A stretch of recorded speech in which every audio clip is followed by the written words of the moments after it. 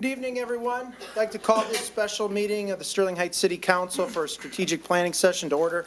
Please stand with me for the Pledge of Allegiance and remain standing for the invocation. I pledge allegiance to the flag of the United States of America and to the republic for which it stands, one nation, under God, indivisible, with liberty and justice for all. Dear God, please bless our elected officials. Grant them courage and wisdom to do what is right for all citizens. Amen. Amen. Amen. Thank you, Ms. Riska. Can we please have the roll call? Mayor Taylor, Here. Mrs. Sarosky. Here. Mrs. Koski, Present. Mr. Radke, Here. Mrs. Schmidt, Present.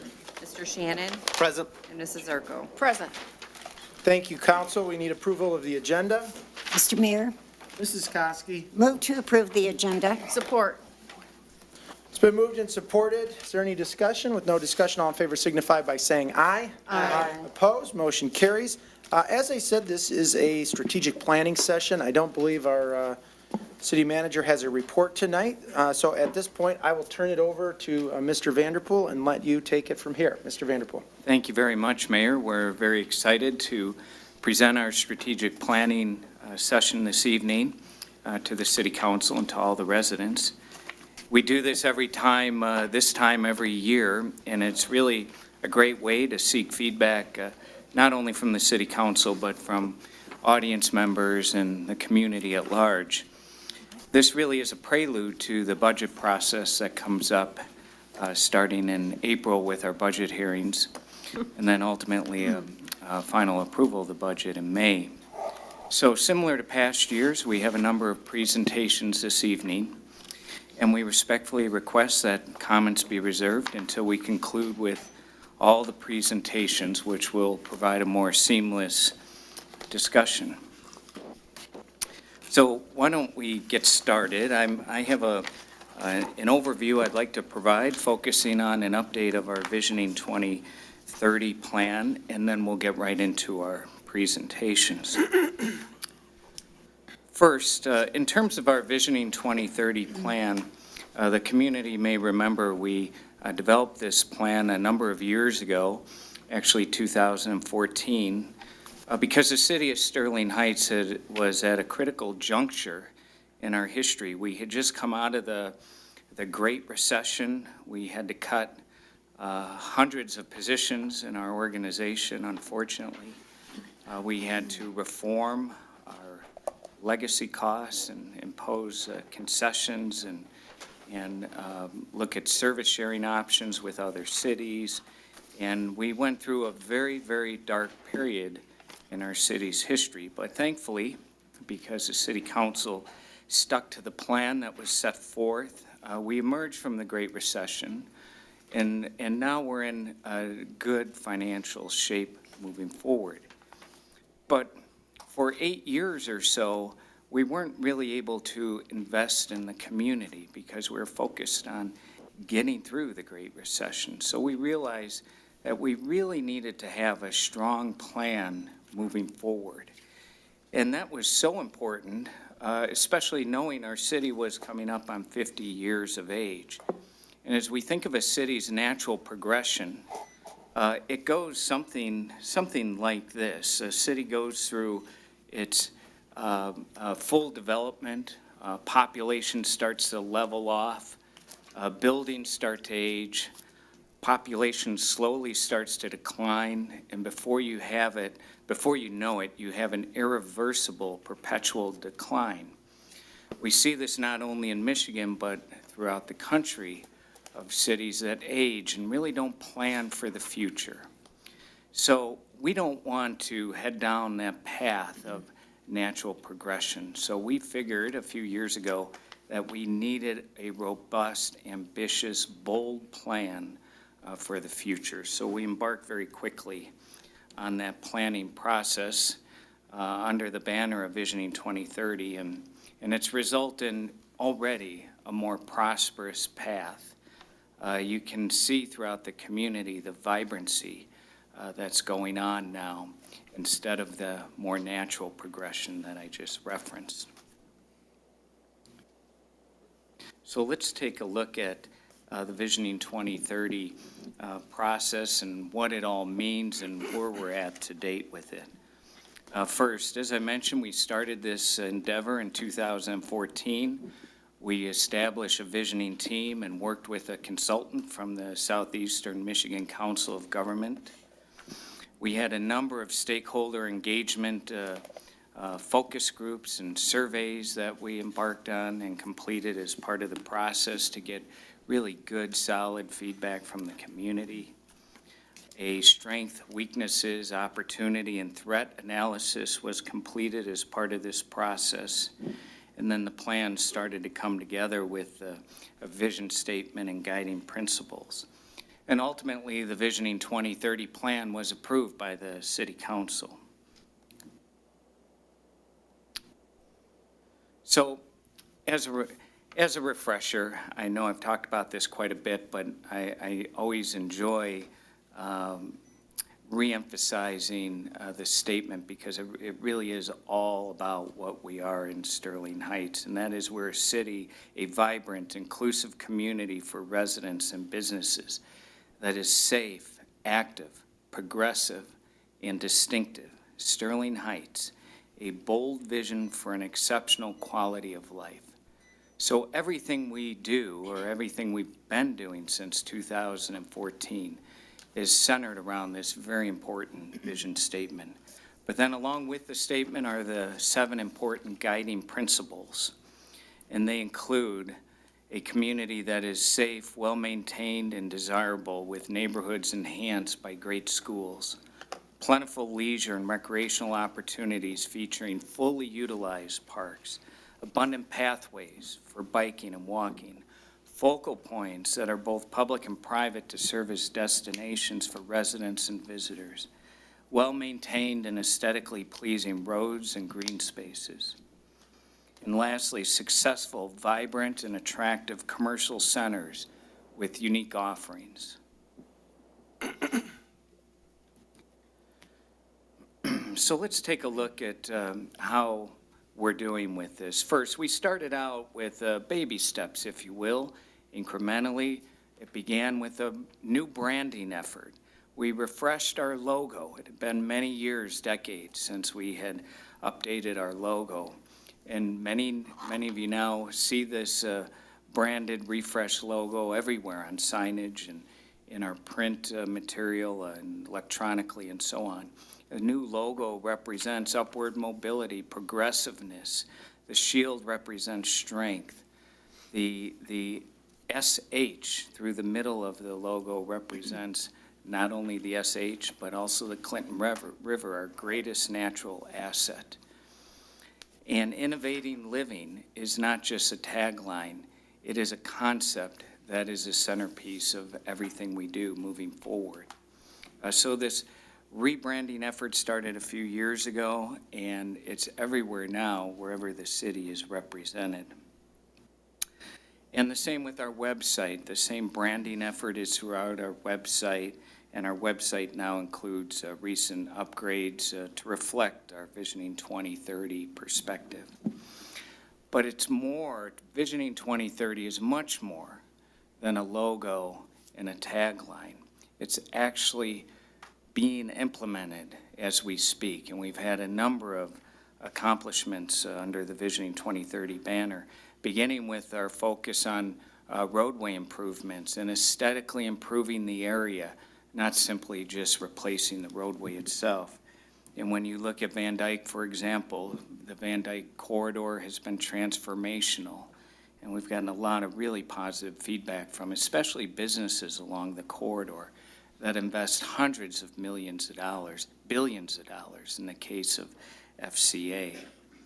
Same thing with Dodge Park Road. The residents along this roadway and visitors that travel it comment frequently on the aesthetics of this roadway, not to mention the new surface of it.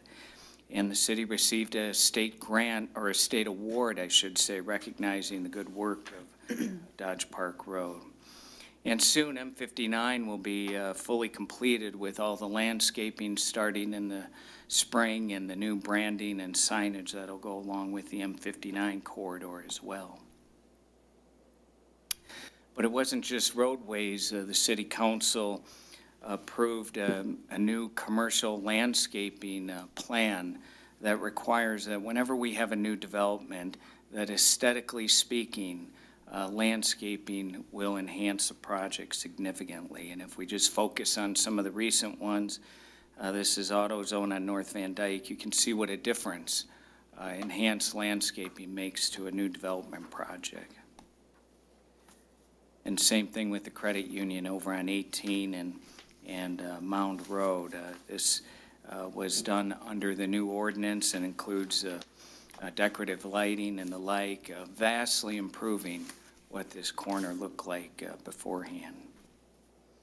This is a manufacturing building along Mound Road. Manufacturing buildings aren't typically aesthetically pleasing by their very nature. However, when you have enhanced landscaping added to it like this, it certainly improves the look of not only the building, but the entire area. And soon to be on the corner, east corner of 15 and Van Dyke, Christian Financial Credit Union is going to begin construction of their new headquarters. Moving into Sterling Heights, we're super excited to have them. This is going to be a great focal point for that corner and is going to enhance the entire area. But you can see the ample landscaping that really changes the look and feel of the area and the development. The City Council is working diligently to increase our forestation and under a reforestation program. Our tree canopy does need to be enhanced throughout the city, and we're working diligently to plant hundreds of new trees throughout the community every year, and that too is part of our Visioning 2030 plan.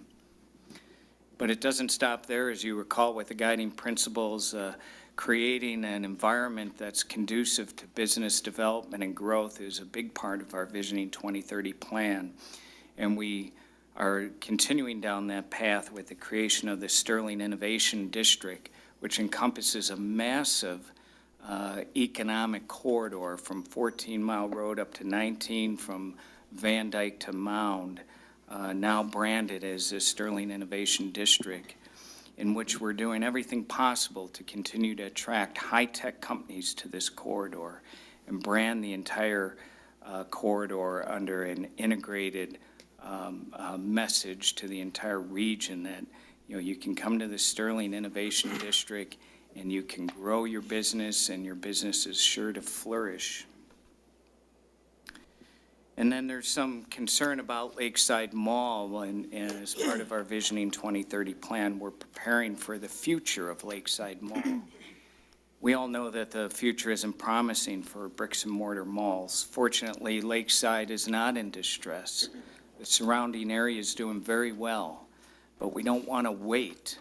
We want to be proactive, and we want to take advantage of the very strong demographics in the area, the strong median family income, the very strong commercial synergy that exists all around Lakeside. So we have great plans to reimagine Lakeside so that it continues to be successful for the next 50 years. In fact, next week we're meeting, as we have been with many stakeholders, but in a couple of weeks we'll be meeting with the mall owner to talk about these plans and how to move them forward and continue the process of reimagining Lakeside. The Clinton River has been cleaned up under the premise of our Visioning 2030 plan. For decades, the Clinton River hasn't really been able to be fully utilized for recreational purposes. But now it's been completely cleaned up under a $5 million EPA grant. And you can see how beautiful the embankments look now. We have a new bridge.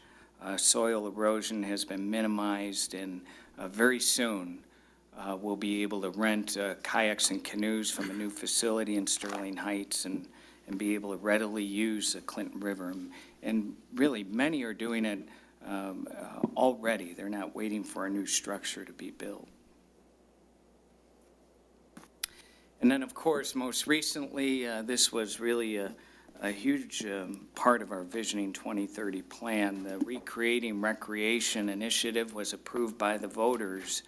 And these are many of the people who were involved in in our focus groups, in our surveying when Visioning 2030 was being created. And they realized the importance of recreational amenities throughout the community and the need to make sure our parks are fully utilized with the latest and greatest technology and playground equipment and the like. And all this is coming to life as we speak. In fact, next year, the new 100,000 square foot community center will be constructed just across the street from City Hall here. We're really excited to get this completed and all the initiatives under the Recreating Recreation project. And our public art initiative is continuing. The city of Sterling Heights is renowned for having a very strong public art program. For decades, we've had public art displayed around our city campus outside, and it's been a focal point for the community. And recognizing the importance of public art in creating community pride and places of great interest, we're expanding that collection to be placed in areas off city campus, such as the public art that was recently erected in the circle at Dodge Park and Utica Road. So we're doing, I would say, rather well with Visioning 2030. I think it's having a really big impact in the community, a transformational impact in the community. But it has been a number of years now, since 2014, and periodically it's good to take a step back and see how we're doing with our progress, especially in this case under this new endeavor. So as many of you know, we do conduct community-wide surveys that are scientific and statistically valid, representative of the entire community's views. And so we just completed our most recent community survey. And at this point, I'd like to call on Bridget Kozlowski, who's going to start out this presentation. And then our consultant, Jason, who's with us, will present some of the details of the survey itself. Thank you, Mr. Vanderpool, and good evening, Mayor Taylor, City Council, and Mr. Koszubski. Tonight, we will be discussing the results of our 2018 residential survey. To begin, I'm happy to introduce Jason Murato, Senior Project Manager from ETC Institute. Great, thank you. My name is Jason Murato, as Bridget said, and I'm a Senior Project Manager at ETC Institute. And ETC is a marketing research firm based in Olathe, Kansas, which is a suburb of Kansas City. And the thing that we specialize in is doing community surveys for city and county governments all across the country. And this past December, for the first time, we administered a citizen satisfaction survey for the city of Sterling Heights. So today I'm going to go through the major findings from that survey. I'm not sure if this is pulled up or not. Dan, could you switch? Thank you. There we go. So I just have one quick slide about ETC Institute. We're based in the Kansas City area, but we're a national leader in providing market research for local governments. We've been doing this type of work for over 30 years. And in the last 10 years alone, we've done surveys for more than 900 communities in 49 states. And that includes quite a bit of work here in Southeast Michigan. So this is really the type of work that we specialize in. So today I'm just going to go through the purpose and methodology of the survey. What I call the bottom line up front is really our main conclusions from the survey. And then I'll go through some of the major survey findings to show how we came to those conclusions. So there's several reasons to do a survey like this. One is to objectively assess what residents think about city services, and then also help determine what their priorities are for the community. Also, this survey will hopefully set a baseline for future surveys. A lot of our clients do these same surveys every 2 to 3 years, and that way you can really start to track progress over time. And then also with this survey, we're able to see how Sterling Heights stacks up with other communities, both regionally and nationally. So this survey was 7 pages long, which is a very typical length for one of our citizen satisfaction surveys. It was administered by a combination of mail and online to randomly selected residents all throughout the city. Our goal was to get at least 500 completed surveys, and we had a really, really good response. We actually ended up with almost 700 completed surveys. And one thing we always do with our community surveys is as we're collecting the results, we check the demographics to make sure it reflects the actual population of the city. And we had a really good representation here, especially for key demographic areas such as age, gender, race and ethnicity, geographic location. And the results of these 688 surveys at the 95% level of confidence has a margin of error plus or minus 3.7%. So essentially that means if we did this survey the same way 100 times, 95 times the results would be plus or minus 3.7% from what we're reporting. So of course the results aren't perfect, but really it's a very small margin of error. So here you can see we have a map of the city. The red dots are households that completed a survey. So we really had a very good distribution throughout the city. So here are our main conclusions from the survey. We found that residents overall have a very, very positive perception of the city. And I've listed here just a few examples of why we say that. Over 80% of residents are satisfied with the city as a place to live and to raise children, and that's compared to only 5% who are dissatisfied. We also found that 78% of residents are satisfied with the overall quality of city services, and that's compared to only 5% who are dissatisfied. And this is really one of the most important questions on the survey, because here we're asking people to take into account everything that the city provides and really give an overall satisfaction rating for the city. And you'll see in a little bit when we get to the benchmarking section that a 78% satisfaction rating is much, much higher than we usually see in other communities. We also found that almost 90% of residents are satisfied with the overall quality of fire and police protection, which are excellent numbers, much higher than most other communities. And then also about 80% of residents are satisfied with snow removal on major city streets. And that's about 20% higher than the national average. We also found that most residents feel like the city is moving in the right direction. We'll see this in a little bit as well, but over 70% of residents say they feel the city is moving in the right direction. Only 10% say they don't. And then we also did some benchmarking comparisons, and we found that the satisfaction with city services is much higher in Sterling Heights than it is in most other communities. In fact, we rated above the U.S. average in 50 out of the 52 areas that we compared, and in most areas it's much, much higher, not just 1 or 2 or 3%. And a couple of the areas I especially wanted to point out, one is the overall quality of city services. Again, this is kind of an overall satisfaction rating for the city. And in this area, you rated almost 30% above the U.S. average, 25% above the regional average. And then another really notable area is the value that residents receive for tax dollars and fees. Here you rated more than 30% above the U.S. average and almost 30% above the regional average. So really a quick summary is that most residents are very satisfied with city services. They feel like they're getting good value for their tax dollars and fees, and they definitely feel like the city's moving in the right direction. So now we'll go through some of the findings. First, we'll take a look at some general perceptions of the city. So here we ask people to rate their perceptions in a number of different areas, and this is asked on a 5-point scale. So the dark blue are people who are very satisfied, the light blue is satisfied, the white is a rating of a 3 on a 5-point scale, so that really means average or kind of meeting expectations. And then the pink are people who are dissatisfied or very dissatisfied. So a quick way to look at this chart is the blue are the positive ratings, the red are the negative. So overall, you can see by far the positive outweighs the negative. And there's a few areas I especially want to point out here. About halfway down the chart, overall quality of city services. You can see 78% of residents gave positive ratings. That's compared to only 5% who gave negative. If you look at the row beneath that, over 70% feel like the city's moving in the right direction, compared to only 10% who don't feel that way.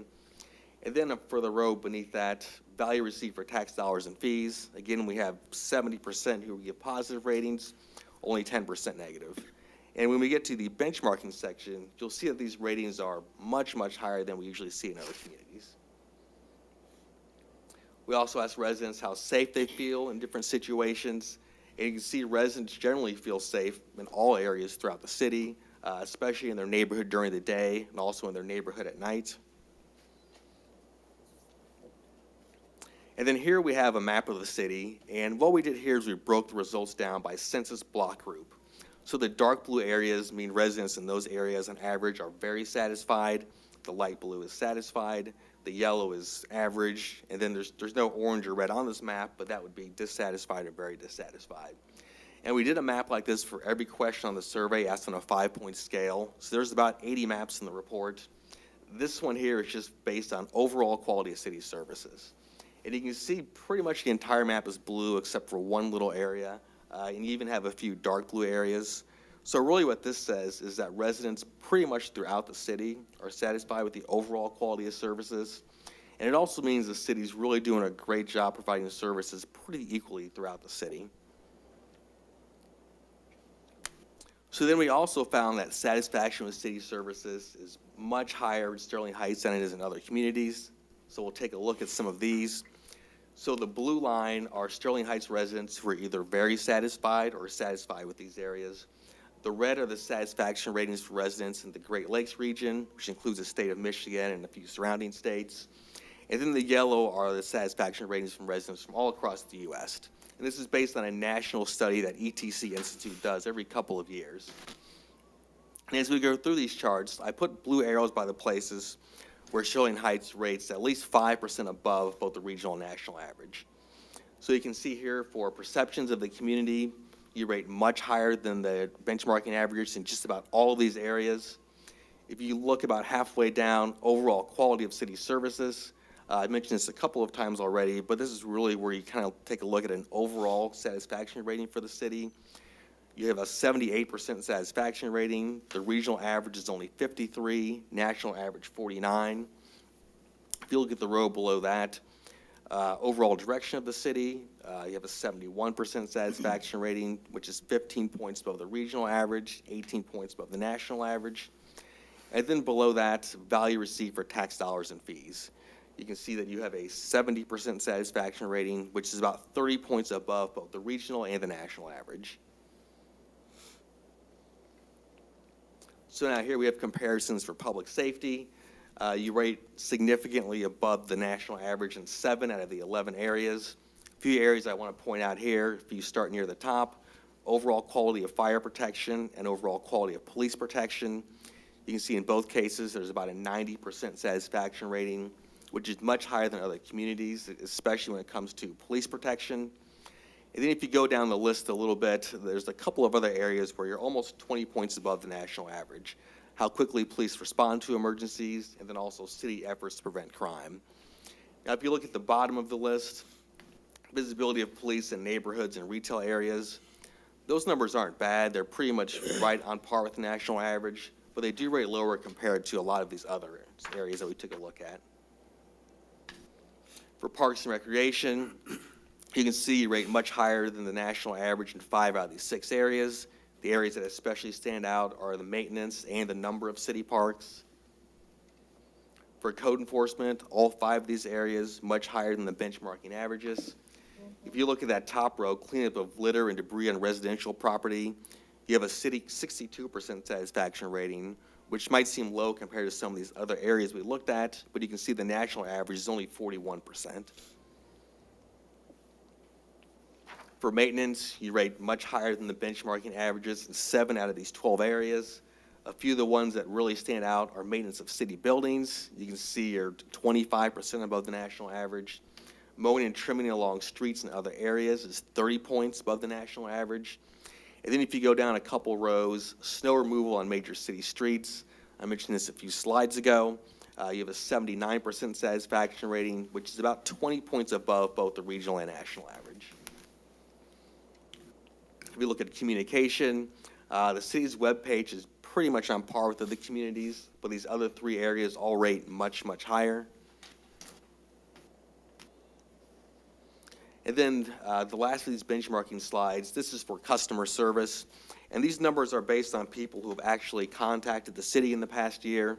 So you can see the city's really doing a great job meeting the needs of citizens. So most residents feel like city employees were courteous and polite, provide prompt, accurate, and complete answers to questions, did what they said they would in a timely manner, then also help resolve residents' issues to their satisfaction. So then we also took a look at what are some of the top priorities for the community.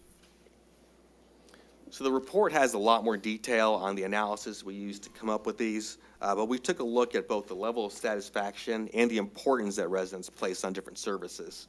And based on that, we came up with 7 main top priorities for the city: visibility of police in neighborhoods, maintenance of major city streets, adequacy of street lighting, cleanup of litter and debris on residential property, also the mowing of grass and weeds on residential property, visibility of police in retail, and then just overall efforts to prevent crime.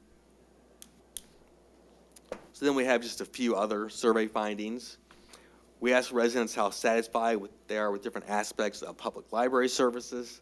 And what really stands out here is that for all 7 of these areas, 5% or less of residents are dissatisfied. So very little dissatisfaction with any aspects of the library. We also asked people how they get information about the city.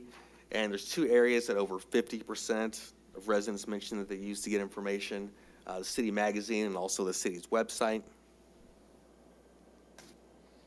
We asked people what they like most about living in Sterling Heights.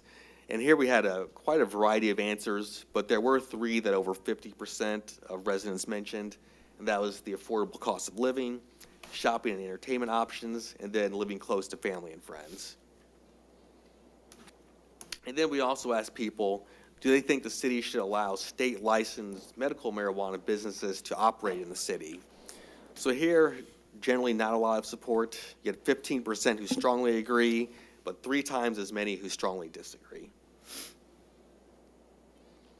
So then just a quick recap of what we found. Overall, residents have a very, very positive perception of the city. I listed a few examples here, but if you look at the report, pretty much throughout the entire report, there's a lot of examples. Most residents feel like the city is moving in the right direction. Over 70% feel that way, only 10% don't. We also saw that you rated it much higher than other communities in just about every area that we compared. And some of the areas that especially stood out were the overall quality of services, value residents receive for tax dollars, and the city moving in the right direction. And then we found that some of the top opportunities for improvement over the next few years are visibility of police in neighborhoods and then maintenance of city streets.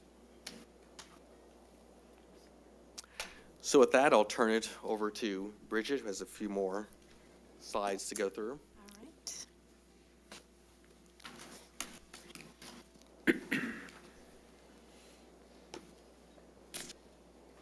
Thank you, Jason. And I would like to point out that all of the survey findings are available on the city's website at sterling-heights.net/survey. Okay.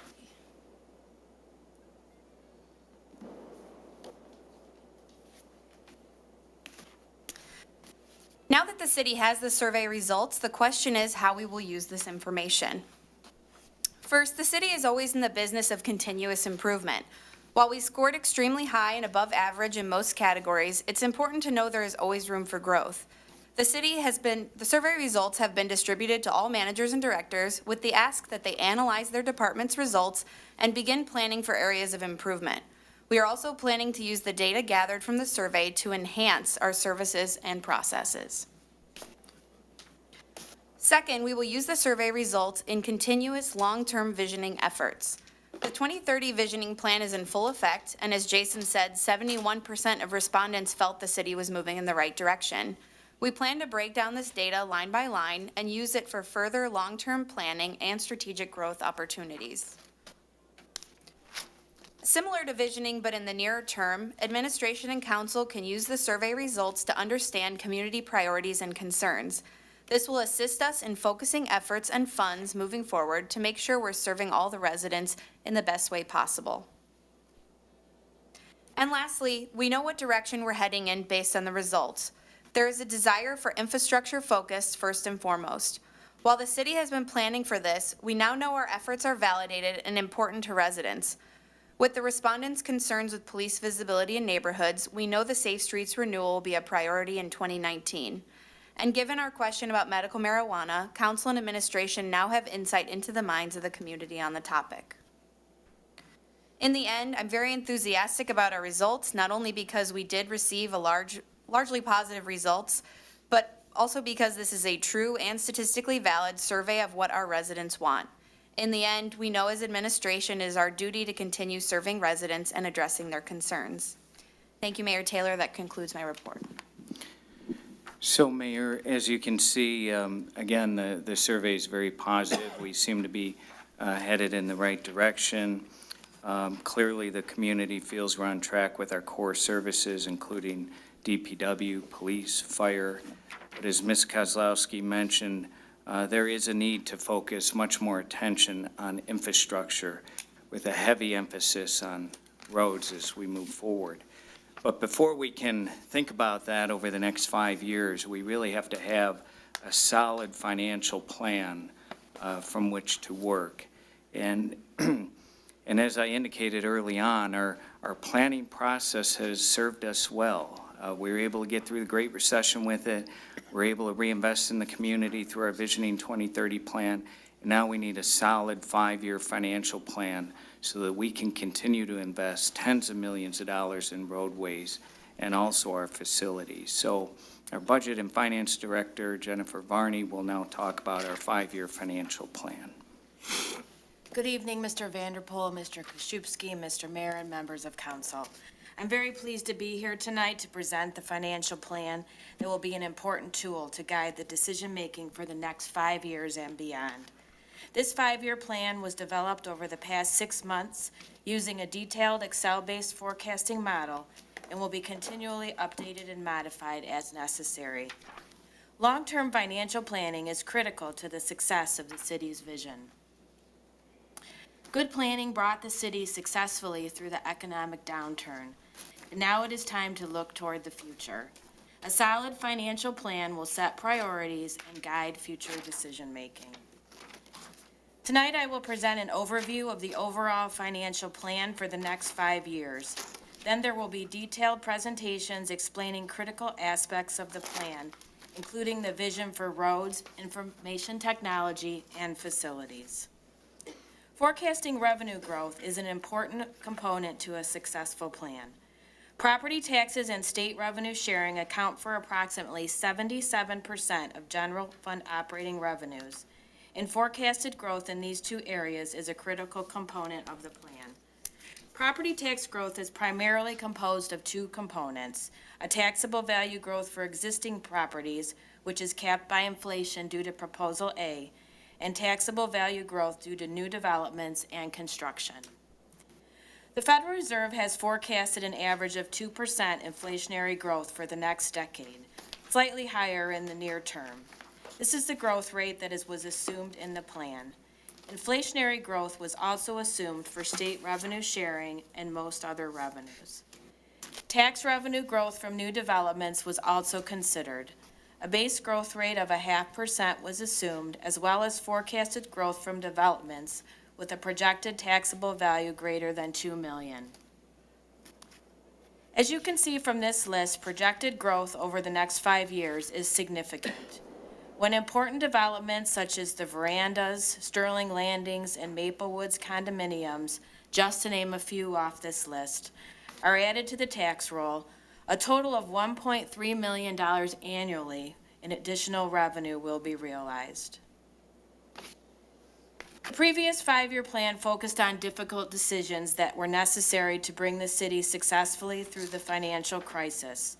The current plan focuses on investments in roads, technology, facilities, and employees, all while maintaining a fund balance high enough to provide a safety net in the case of another financial downturn. Next, I will provide an overview of the important priorities funded in the 5-year financial plan, many of which will be explained in further detail in presentations later this evening. The plan prioritizes investments in roads, investments in vehicles, equipment, and technology, investments in employees, and investments in economic development and placemaking. First up, roads. As you can see here, the 5-year plan continues to fully fund investment in reconstruction of our neighborhood roads. Continued revenue from the Safe Streets millage, which will increase as taxable value increases, as well as projected increases in road funding from the state of Michigan, will allow the city to continue to increase funding in this critical area. The 5-year plan also increases investments in major roads. The increase in state road funding, as well as supplemental funding from the general fund and the strategic use of bonding, will allow the prioritization of this critical need. You will note that the graph, a significant jump in major road funding in the year 2020. The 5-year plan accounts for the necessary bonding to finance the city portion of the $217 million Innovate Mon initiative, which will reconstruct Mound Road from I-696 to M59. There is no doubt that this is a significant bonding commitment to improve this important corridor in our city. However, as you can see from this chart, we will still be below our legal limit for road bond debt service.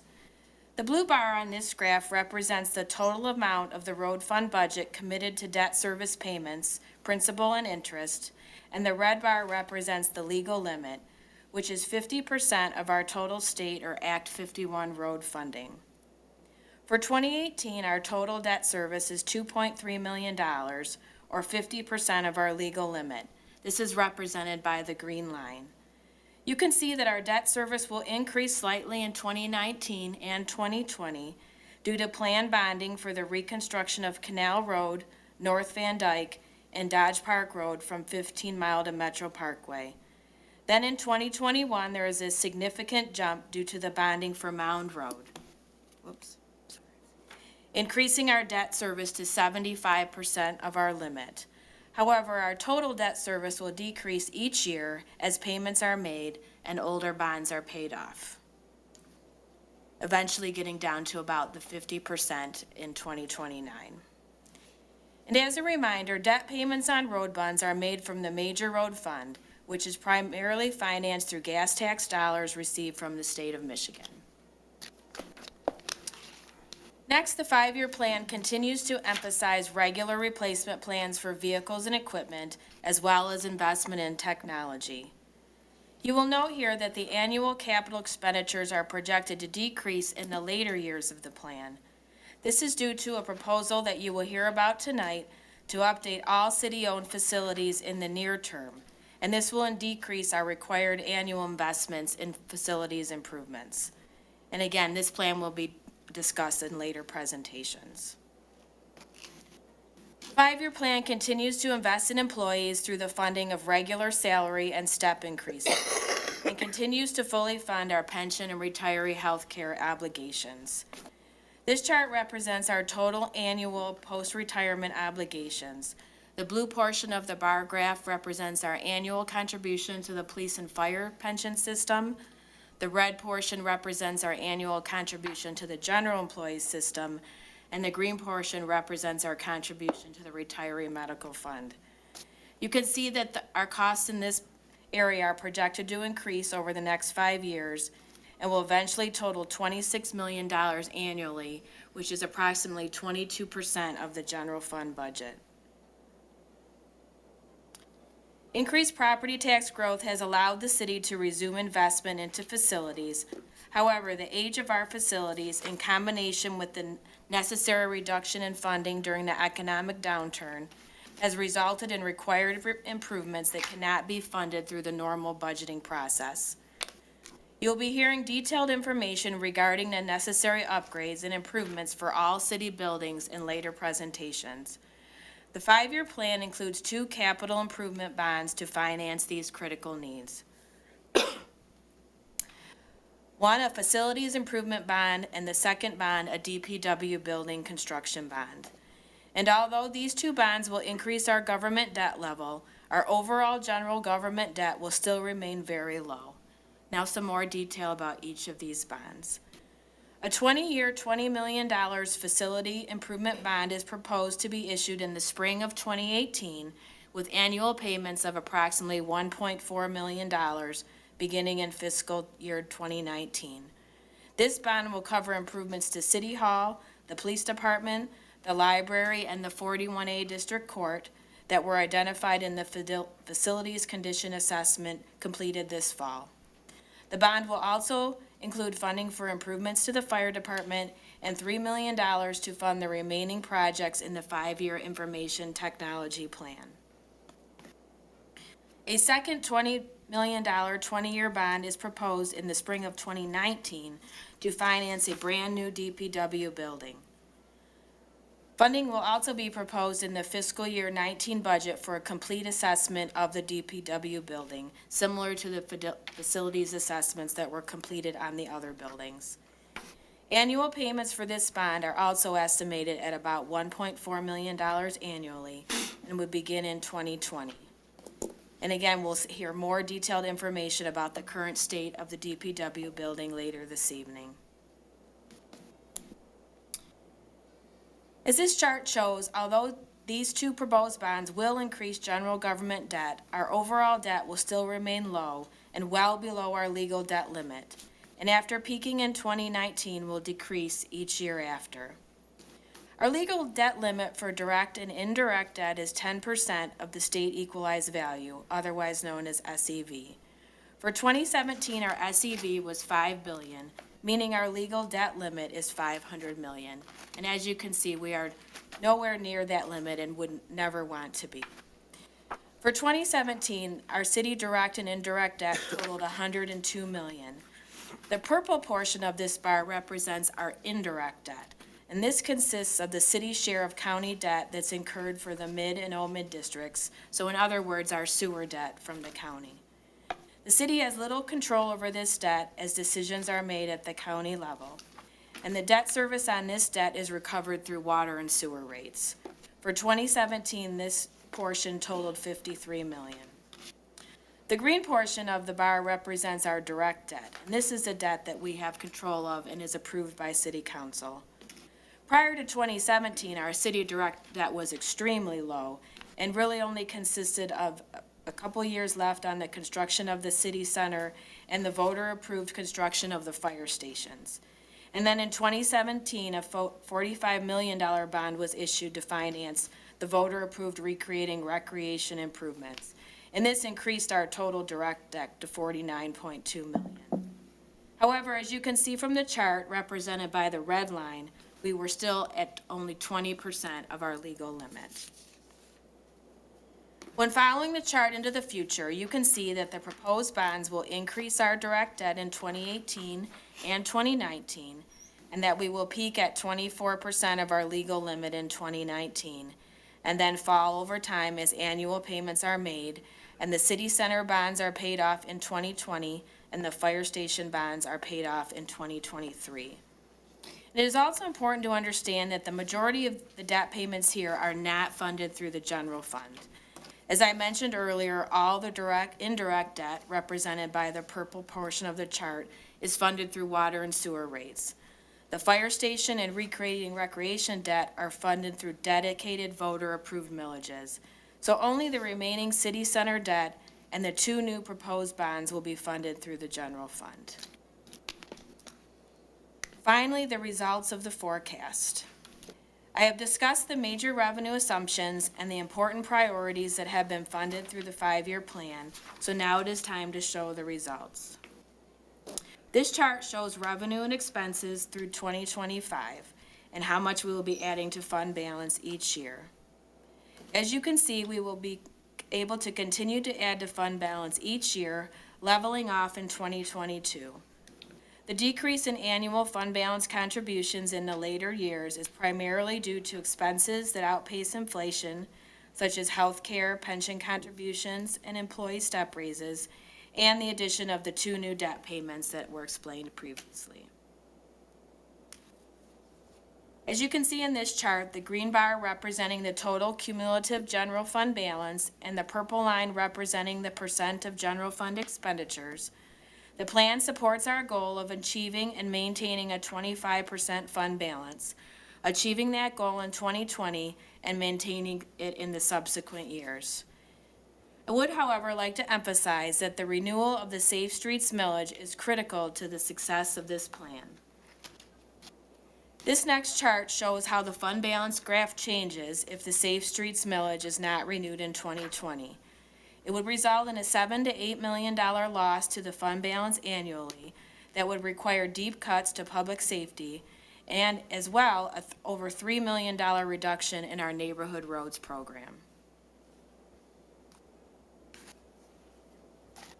In summary, this 5-year plan achieves and maintains general fund balance at 25%, assumes renewal of the Safe Streets millage, assumes property tax growth rate and inflation plus new developments, and the 5-year plan funds our priorities: post-retirement liabilities for all plans, annual and step raises for current employees, significant investment in major and local roads, replacement programs for vehicles and equipment, the completion of the 5-year information technology plan, vital facility improvements for city-owned buildings, and the construction of a new building for the Department of Public Works.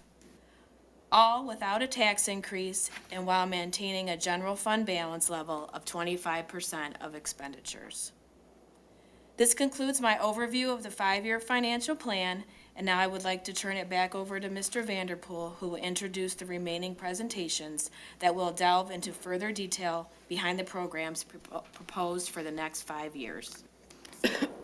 And Mayor, with the 5-year financial plan as a backdrop, we can now focus our attention on the 5-year road plan that is coming up. We've been fortunate to leverage county, federal, and local matching dollars to invest approximately $100 million in roadway improvements over the past few years.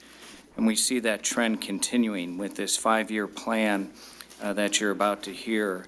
Over $70 million will be invested in additional roadway improvements, and that doesn't include the county's improvement of Mound Road. As you know, there's a massive effort underway to secure $217 million to reconstruct Mound Road from 696 to M59.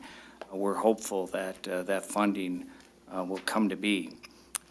At this point, our city engineer, Brent Bayshaw, will walk us through the next 5 years of roadway improvements. All right. Thank you, Mr. Vanderpool, Mayor Taylor, members of council, Mr. Kashubski, and good evening. I'm here tonight to present the 5-year road plan for the city of Sterling Heights for the years 2018 to 2022. The road network contains 2 classifications of roads, local roads and major roads.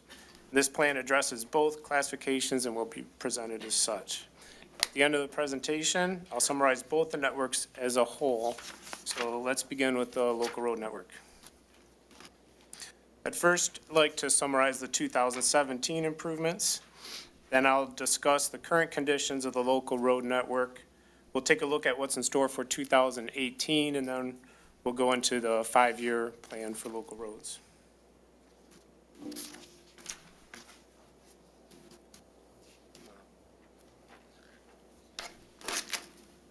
In 2017, much of the long-term capital improvements was completed by concrete replacements. The example shown here is Stonecrest Drive. Stonecrest Drive was in poor condition. The entire road was removed and replaced. The construction was completed half-width, which keeps the road open to through traffic and ensures emergency vehicle access. Construction is also phased to provide parking for those who cannot access their driveways. And the completed product provides for a new road that requires no maintenance, improved drivability, and aesthetic appeal. In 2017, 27 roads received full replacements for a total of 3.52 miles. Additionally, 23 roads received full-width sectional concrete replacement for a length of 1.55 miles. Sectional repairs are repairs that are completed in the same manner as the full road replacement, but in sections, and the average sectional repair is about 300 feet in length. It has appropriate limits and provides a significant improvement to the road. In total, 50 streets received treatment for a total of 5.07 miles. In 2017, the city DPW performed short-term improvements on numerous roads as well. The DPW, thanks to a recent capital investment in equipment, has the ability to provide joint repairs to slow road deterioration, extend the life of pavement before capital improvement is needed. Vera Court is a local road that was experiencing joint failure and random cracking. The mill was brought in to clean out the joints. The joints were filled with hot mix asphalt. The DPW performed this type of repair on 11 streets in 2017 for a total improvement of 1.31 miles. Additionally, catch basin repairs were made through the DPW. A common road failure occurs at catch basins. The internal brickwork can become loose within the structure and allow the fine sands from the road base to infiltrate the catch basins, creating voids under the pavement that results in pavement cracking or vertical displacement. The picture on the left illustrates a vertically displaced panel that was patched by DPW. The displacement was caused by catch basin infiltration. In this program, the catch basins are sealed internally to prevent further infiltration, and the concrete surrounding the catch basin is replaced. The DPW made 114 of these type repairs in 2017. These repairs extend the life of pavement. So how do these long-term capital improvements and short-term improvements impact the local road system? Let's take a look at the current local road condition. The city inspects and rates the local roads every year in the late fall using a developed state standard known as PASER. PASER provides for a 1 to 10 system rating, with 10 being excellent and 1 being the lowest rating. This data is used for asset management of our local road system. The Office of Engineering maintains a color-coded map of existing conditions, which is shown here. Red is the worst pavement in the system, which indicates a rating of 1 or 2. The color progresses from blue, which indicates a 3 to 4 rating, to green, which indicates a 5 to 6 rating, yellow indicates a 7 to 8, and lastly gray, which indicates a 9 to 10 rating, which is the best rating considered a pavement in excellent condition. Taking a look at the north half of the city, the existing conditions can be quickly viewed. Gray roads are roads that have been reconstructed recently for the most part, the majority of which has occurred since the Safe Streets millage was approved by voters in 2013. The south half of the city can be seen in this view. To get a better detailed viewing of this map, it is now made available on the city website under the Maps tab within the engineering section of the website. Roads rated 1 through 3 are classified as poor. This information is used to analyze our local road system. The bar graph shown charts the amount of roads in poor condition as a percent of the total road system. In 2007, the number of roads in poor condition totaled 4%. As the infrastructure aged and deterioration far surpassed investment, the number of poor roads increased from 4% to 11% in 2012. In 2013, the voter-approved Safe Streets initiative provided for a significant increase in investment in the local road system. The number of poor roads decreased from 11% in 2013 to 8.5% in 2017. The percentage of roads in good condition can also be charted during this time frame. Roads rated 8 to 10 are classified as good. The number of roads in good condition decreased from 10% in 2017 to 7% in 2012 prior to the Safe Streets initiative.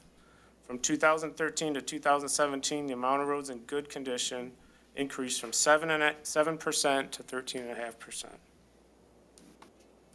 Let's now look at what's in store for 2018. There are a number of roads scheduled for a full concrete reconstruction in 2018. I won't list them all, but they're all shown on this. They are all listed on this table. The location of these roads provide for a geographic diversity for the program, and they address poorly rated roads. There are 19 roads proposed for full concrete replacement, a total length of 3.03 miles. Additionally, in 2018, there will be another 13 roads that receive sectional replacement for a total length of 1.1 miles.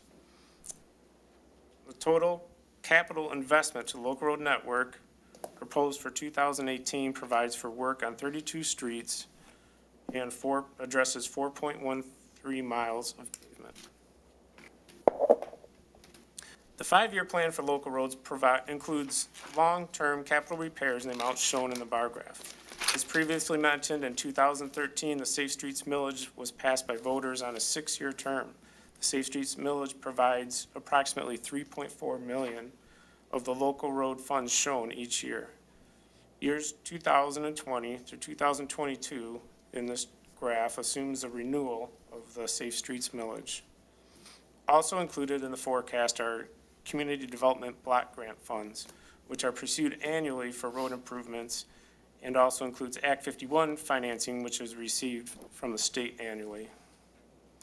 The 5-year total expenditure totals $23.5 million on long-term improvements. An estimated 200 local roads will receive capital treatment in this 5-year period, which will improve an estimated 22 miles of local road pavement. So what will this type of investment do to our local road system? The amount of poor roads will continue to decline, and it is anticipated the number of poor roads in 2022 will be near 7%. The amount of good roads in good condition is anticipated to increase from 13.5% to 18%. Let's now take a look at the major road network. As was done for local roads, we'll first take a look back at the 2017 improvements, then we'll take a look at what's in store for 2018, and finally proceed to the 5-year plan. 2017 saw many improvements to our major road network. M59 was reconstructed for $30 million on the north end of the city limits. The project began in the fall to widen DeQuinder Road to 5 lanes from 18-mile road to M59. And this project will continue through the 2018 construction season. Concrete repairs were made on southbound Mound Road from M59 to 18-mile road. 15-mile was resurfaced with asphalt from Ryan Road to Mound Road. Clinton River Road was resurfaced from Shaner Road to Saul Road. Concrete repairs were made on Metropolitan Parkway at 2 locations, on the eastbound travel lanes east of DeQuinder and at the Dodge Park intersection. The North Metro Parkway service drive was resurfaced, and a major bridge maintenance program was completed at 3 locations. The picture below depicts how 2030 visioning was incorporated into this work by providing sidewalk improvements and decorative railings on the bridge. The improvements to the major road network in 2018 totaled more than $44 million.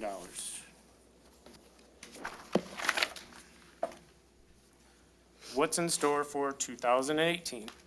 The M59 project will continue with restoration and enhancements that include 2 City of Sterling Heights Golden Corridor ground signs, 1 at each end of the corridor, a Golden Corridor monument centered in the corridor, landscaping, and decorative crosswalks. A significant improvement was made with this project to the walkability of the corridor as 3 signalized mid-block sidewalk crossings were provided to aid pedestrian movements across M59. Van Dyke will be resurfaced with asphalt from 18.5-mile road to M59. This project is a collaborative effort between the City of Utica, Macomb County Department of Roads, and the City of Sterling Heights. Also look for LDFA-funded enhancements to the corridor in the spring of 2019. Canal Road will see an asphalt resurfacing from Old Van Dyke to Saul Road. Dodge Park will be resurfaced with asphalt between 15-mile road and Metro Parkway. Stadler Drive will also be resurfaced between Saul Road and Hayes Road. A long-awaited and much-needed project will commence in the spring of 2018 with the resurfacing of Shaner Road from 15-mile road to north of Metro Parkway. And along with this project will be much-needed concrete repairs to Metro Parkway at the Shaner Road intersection. These repairs will extend from crossover to crossover. Also, a much-needed improvement to Mound Road will take place with concrete repairs between 17-mile road and 18-mile road. Various other repairs are scheduled as well, and as I mentioned earlier, DeQuinder Road will be under construction for the entire 2018 season. In total, 2018 will bring over $16 million in major road work to the City of Sterling Heights. Let's now move to the 5-year road plan. As a brief background, the major road network contains 3 jurisdictions: State roads, which are the M roads. The two state roads in the city are M53 and M59. There's a network of county roads, which includes the even mile roads and the roads shown in green on this map, and of course, city roads. The city roads are shown in black, and they do include some neighborhood roads, such as half-mile collectors, like Fox Hill, Amsterdam, Brome, Canterbury, and others. There are typical funding sources for major roads. State roads are on this MDOT state distribution system. Federal funds are available for county and city roads that are on the federal aid system. These funds total approximately $13 million for the entire county to share annually and are programmed currently for projects through 2020. There are also Act 51 funds, which the city receives from the state, more commonly known as the gas tax and registration fee revenue. Let's now begin looking at the 2019 plan. Improvement to Merrill Road is included in the plan from 19 Mile Road to M59. Also included in the plan is 15 Mile Road from Maple Lane Drive to Shaner Road, the last section of 15 Mile Road to be resurfaced. Pondview, a half-mile collector road, is included in the plan, as well as 14 Mile Road from DeQuinter to Ryan. This project has federal funds allocated to aid in the total cost. Federal funds also have been allocated to provide for concrete repairs on Mound Road north of 14 Mile Road to 17 Mile Road. An allocation for smaller repairs in the amount of $275,000 is included in the plan, which brings the 2019 total improvement cost to over $13 million. Let's now move on to 2020. Mound Road is the most traveled north-south road in the city. It is located in an industrial corridor that is among the most important and innovative industrial corridors in the nation. The road also has undoubtedly reached the end of its useful life and is in very poor condition. Although the road repair funds have been allocated to make repairs in 2018 and 2019 to the deteriorated pavement, the pavement surrounding these repairs will continue to deteriorate. The typical federal funding allocation mechanism could not provide for reconstruction of this magnitude. Therefore, a collaborative effort has been made between the City of Sterling Heights, the City of Warren, and Macomb County Department of Roads to locate, make application, and attempt to secure a high-dollar grant to reconstruct the entire stretch of roadway from I-696 to M59. This project would be an innovative project to serve the community in many facets, including state-of-the-art signalization, walkability, and many other type of innovative improvements. Fitting federal grant was identified, the INFRA grant, which is an acronym for Infrastructure for Rebuilding America. A joint application has been made by all three parties. Application results should be received in the spring of 2018. If the grant is not received initially, the group intends to resubmit the grant and keep searching for efforts to fund this project.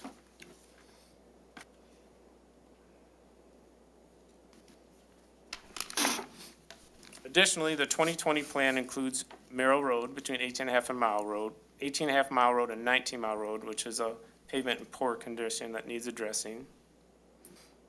Hayes Road north of 14 Mile Road, which has allocated federal funding with it.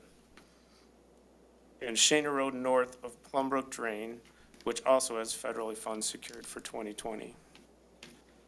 Hacker is a neighborhood collector road in need of repair, as well as 19 Mile Road concrete repairs west of Hayes Road.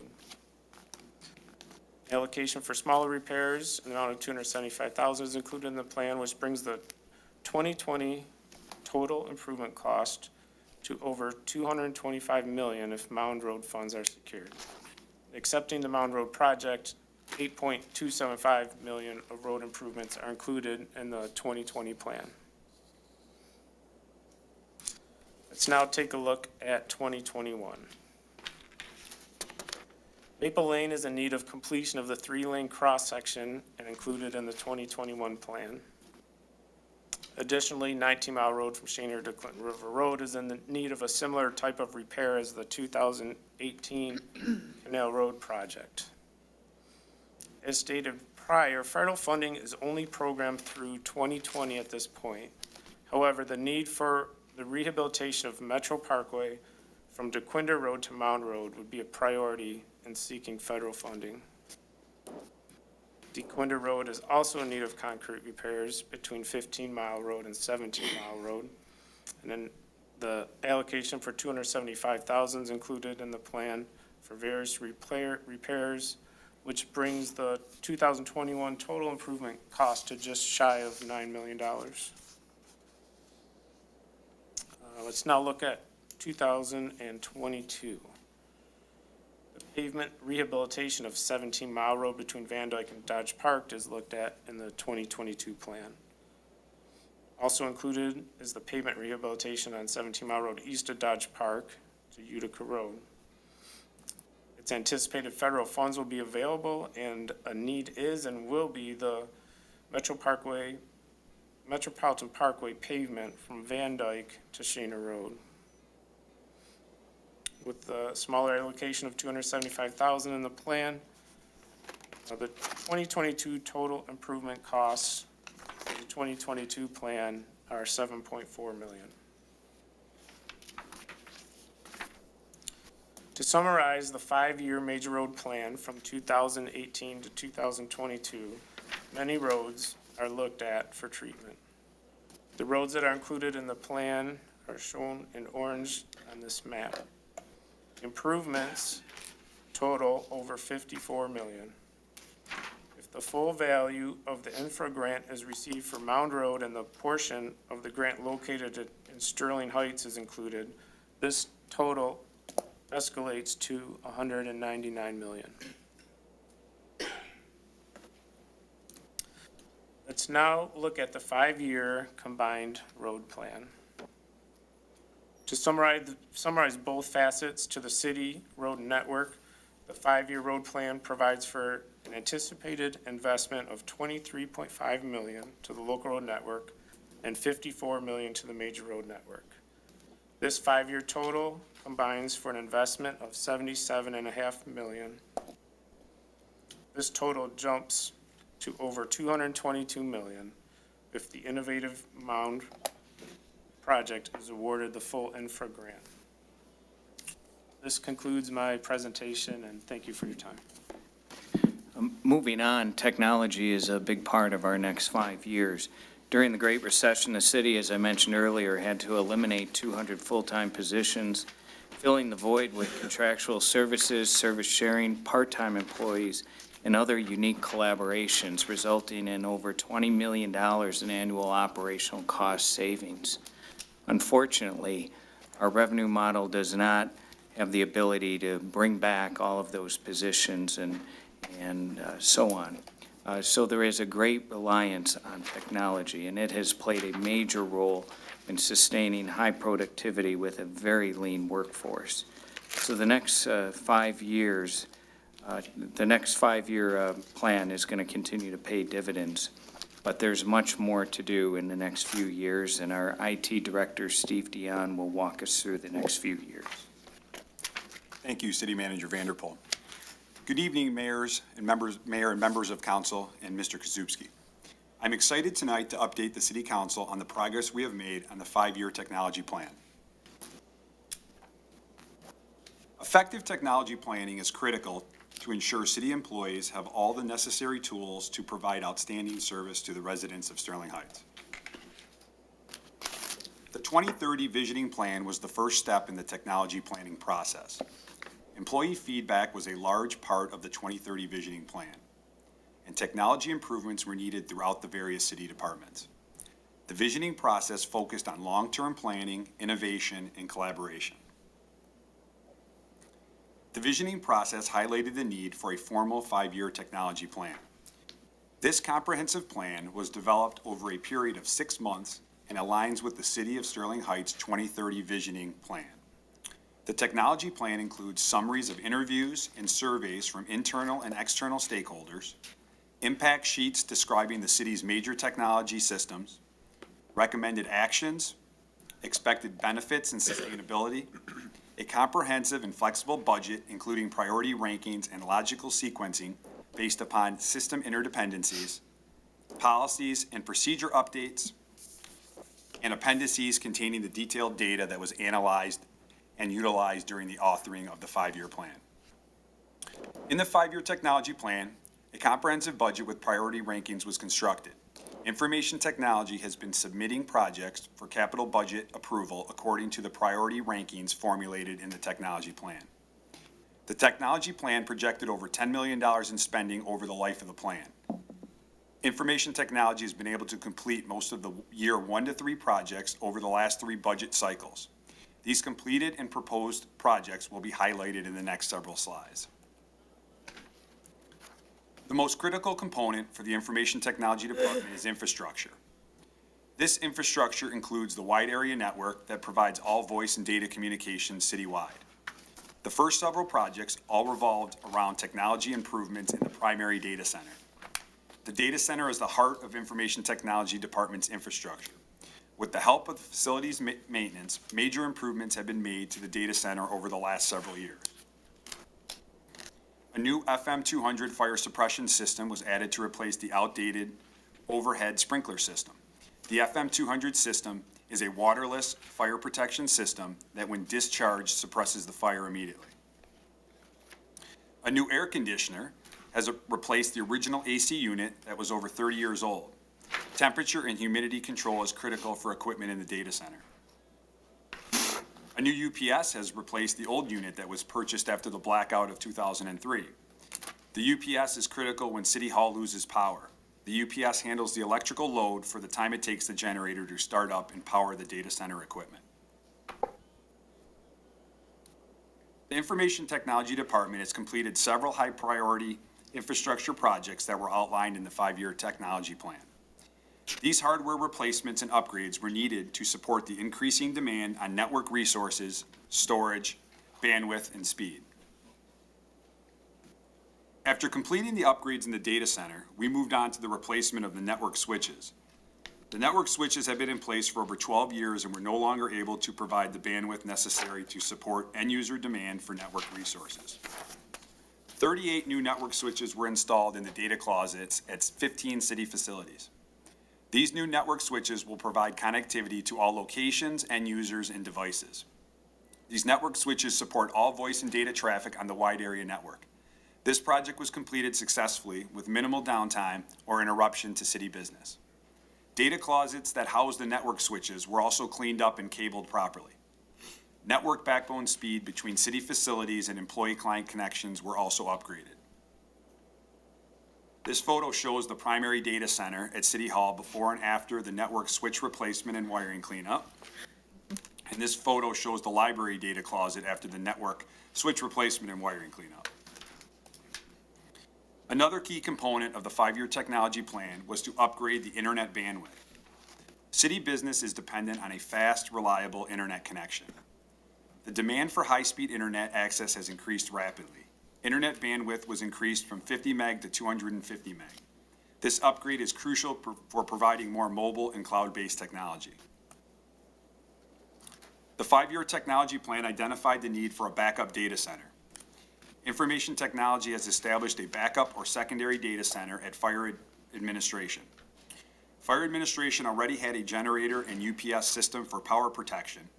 Facilities maintenance was able to install a temperature control system in the backup data center. The backup data center is vital to strengthening the disaster recovery plan for critical technology.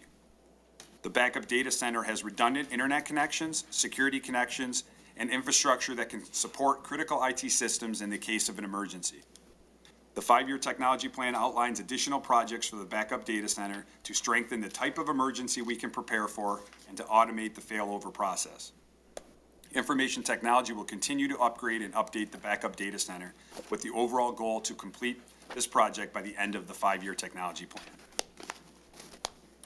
The next project in the 5-year technology plan was the full replacement of the storage area network, or SAN. The old SAN was purchased in the 2010-2011 fiscal year and was no longer able to handle the high demands and capacity required by city employees. The demand for data storage, which includes documents, photos, databases, videos, and email, is increasing rapidly. Data management also includes replication, backups, and off-site storage. Information technology has installed a virtual SAN, or vSAN, that is stretched across the primary and backup data centers. This will provide a high level of disaster recovery, increased capacity, and data replication. The installation of the new vSAN is an example of cutting-edge technology that fits perfectly with the innovative theme driven from the 2030 Visioning Plan. The fiber optic utility cabling was also upgraded in this project. The current campus fiber optic cabling was installed in 1997. This OM1 multimode fiber served the city well for over 20 years, but was unable to support the upgraded backbone speed. New single-mode fiber was installed from the City Hall data center to city campus buildings. This new fiber will allow information technology to support the increasing data and voice demands throughout the wide area network. Information technology has continued to follow the roadmap laid out in the 5-year technology plan. Several projects are progressing through the planning stages. The phone system is another critical piece of IT infrastructure that was installed almost 20 years ago. Voice communication has changed dramatically over the last 20 years. The 5-year technology plan includes the complete replacement of the current phone system. Effective voice communication systems with the correct features and functions are critical for the city's operations. The city's phone systems are utilized by residents to access city services and by employees to communicate and accomplish tasks. The replacement of the phone system will improve service for businesses and residents who communicate with the city. Maintaining a redundant disaster recovery site is important to the sustainable operations of the city in the event of a natural or man-made disaster. The city currently utilizes fire administration as the backup data center. The disaster recovery plan relies heavily on the backup data center. The backup data center should contain data processing and storage equipment sized to accommodate the data stored at the primary center and be environmentally conditioned, maintain clean power, and be physically secure. Disaster recovery is a major component of the 5-year technology plan. Technology equipment is sensitive to power fluctuations, brownouts, and blackouts. Power fluctuations can reduce the life of equipment and cause errors and loss of data. Best practices require power conditioning and UPS backup systems in each closet housing IT equipment. The addition of the UPS units in all data closets is another important component of the 5-year technology plan and is needed to protect the investment in IT hardware located in remote facilities. The 5-year plan also includes the replacement of PC hardware. Information technology replaces desktop computers annually in a 5-year rotation. Updated PC hardware is needed to run the software applications. IT supports over 800 hardware devices that need to be upgraded every 5 to 7 years. The Information Technology Department appreciates all the budgetary support it has received over the years from administration and City Council. There are new and replacement capital items needed by various departments throughout the city, but limited capital budget dollars to fund these requests. There are several major IT projects that remain to complete the technology plan. These projects include presentation equipment, the continuation of the annual PC replacement program, network wiring updates, wireless network upgrades, video surveillance system replacement, card access and door security system upgrades, document imaging, and software and licensing upgrades. These remaining projects will be extremely difficult to fund using the capital budget process. Additional IT spending will be needed to complete the technology plan. The goal still remains to complete this plan by the 2021-2022 fiscal year. Information technology has completed a large portion of the technology plan over the last 3 budget cycles and the proposed capital projects for the 2018-2019 fiscal year. Several critical projects still remain to be completed with a projected cost of $3 million. The proposed bond mentioned earlier by our Finance and Budget Director would allow the Information Technology Department to receive the needed $3 million in funding to complete the remaining critical projects in the technology plan. Upgraded facility security is a large part of the remaining proposed IT projects. The door security system, camera systems, and alarm systems have all expanded beyond their current system capabilities. Updated technology will allow for better management of these critical security systems. Presentation equipment is needed for all conference rooms in city facilities. The majority of these meeting rooms currently don't have any AV equipment or they are using older technology.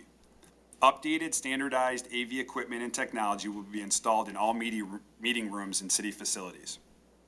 Document management is critical to the document retention program. Digitalization of department records allows for faster retrieval, backups, and offsite storage. This project will help secure the important documents that each department has to retain. Information technology is excited to implement these new technology projects throughout the city. This concludes my update on the 5-year technology plan, and I'll turn it back over to Mark.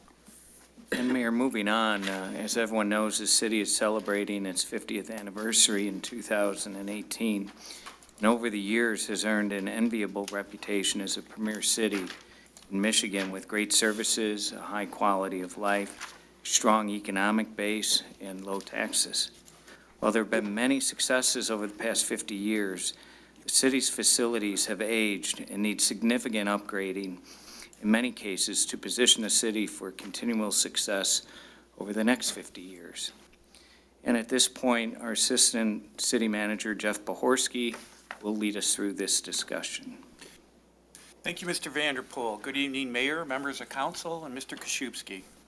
I welcome this opportunity to address the significant challenge facing the city in its 50th year and offer support for a plan to not only meet this challenge, but to prepare the city for the next 50 years.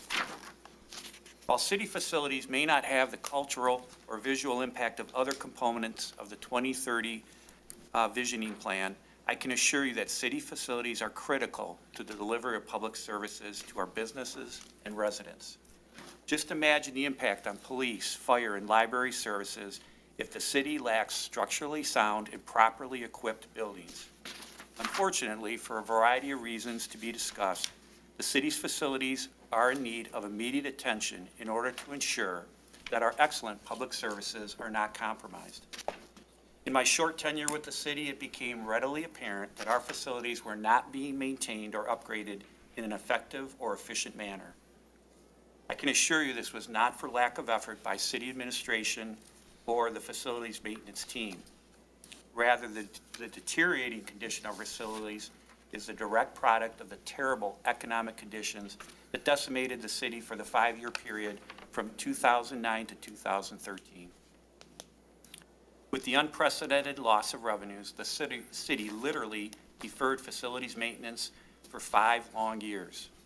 Unfortunately, even after the city started a painfully slow financial recovery from the Great Recession, the need to replenish equipment throughout the organization quickly depleted available financial resources. After now nearly 10 years, it should come as no surprise that the city's facilities are continuing to age and are failing at an alarming rate. The fact that many of our facilities were at an advanced age when the Great Recession hit means that major building components are far beyond their useful expected life. This situation adversely impacts the city in many ways. Not only are our facilities compromised, but it forces our facilities personnel to be reactive rather than proactive. Due to the magnitude of the problem, facilities personnel are constantly reacting to emergencies rather than preventing them. When major building systems fail, the city is forced to replace these systems due to age. Even if repairs are possible, the cost is typically higher due to obsolescence and the lack of replacement parts. Because major repairs of this nature are not budgeted for, the cost is a direct hit to the general fund balance. So, having identified the problem, it became necessary to start formulating a solution. The first step in that process was to define the overall scope of the deficiencies that currently exist in city facilities and the potential cost to cure. After research, I was fortunate to receive a referral to Integrated Design Solutions of Troy, Michigan. IDS is a leader in the field of facilities condition assessments for public sector clients. After vetting the FCA process, city administration recommended and the city council accepted a proposal by IDS to perform a FCA on the following city facilities. The City Hall, constructed in 1969 and expanded in 1999. The Sterling Heights Public Library, constructed in 1979. the Sterling Heights Police Department constructed in 1979, and the 41A Judicial District Court building constructed in 1991. As will be explained in greater detail, the FCA was a comprehensive evaluation of these 4 city facilities, inclusive of structural components, roofing systems, plumbing, electrical systems, heating and cooling systems, elevators, lighting, fire and security alarm systems, flooring, and furniture. I would like to make clear that the FCA is not intended to make the case for a new city hall, police station, library, or district court. Rather, the FCA provides the foundation for bringing these important assets up to a level where city employees can function at a high level and the needs of our businesses and residents can be met for the foreseeable future. Our bold vision for an exceptional quality of life in Sterling Heights cannot be realized without laying this foundation. At this time, Mr. Mayor, I'd like to bring forward Mr. Mike Nowicki of IDS to explain how the FCA was conducted and provide a general overview of the results.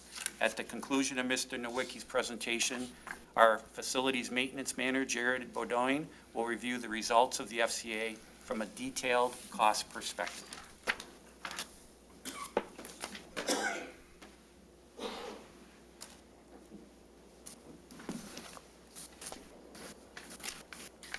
Thank you, Mr. Mayor and members of City Council. My name is Mike Nowicki with Integrated Design Solutions. We are architects and engineers. We've been in existence since 1963 and have been in our current state as Integrated Design Solutions since 2000. We are a full-service architecture and engineering firm that is headquarters in Troy, Michigan, 15 minutes away from City Hall here. We also have a branch office in Grand Rapids. We provide comprehensive architecture and engineering design and evaluation services. We have architects, mechanical engineers, electrical engineers, and complete a variety of building designs and evaluation services, as you can see from this slide. What we were procured by the city to complete is a facility condition analysis, which is a comprehensive review of each facility's architectural systems, mechanical systems, and electrical systems to identify any deficiencies that we find and then make technical recommendations to correct those deficiencies.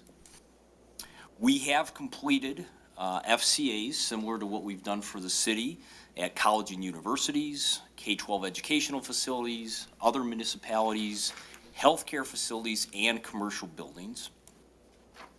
And as was previously mentioned, we completed an FCA evaluation at the City Hall, Police Department, Library, and the 41A District Court, totaling a little more than 168,000 square feet of building area.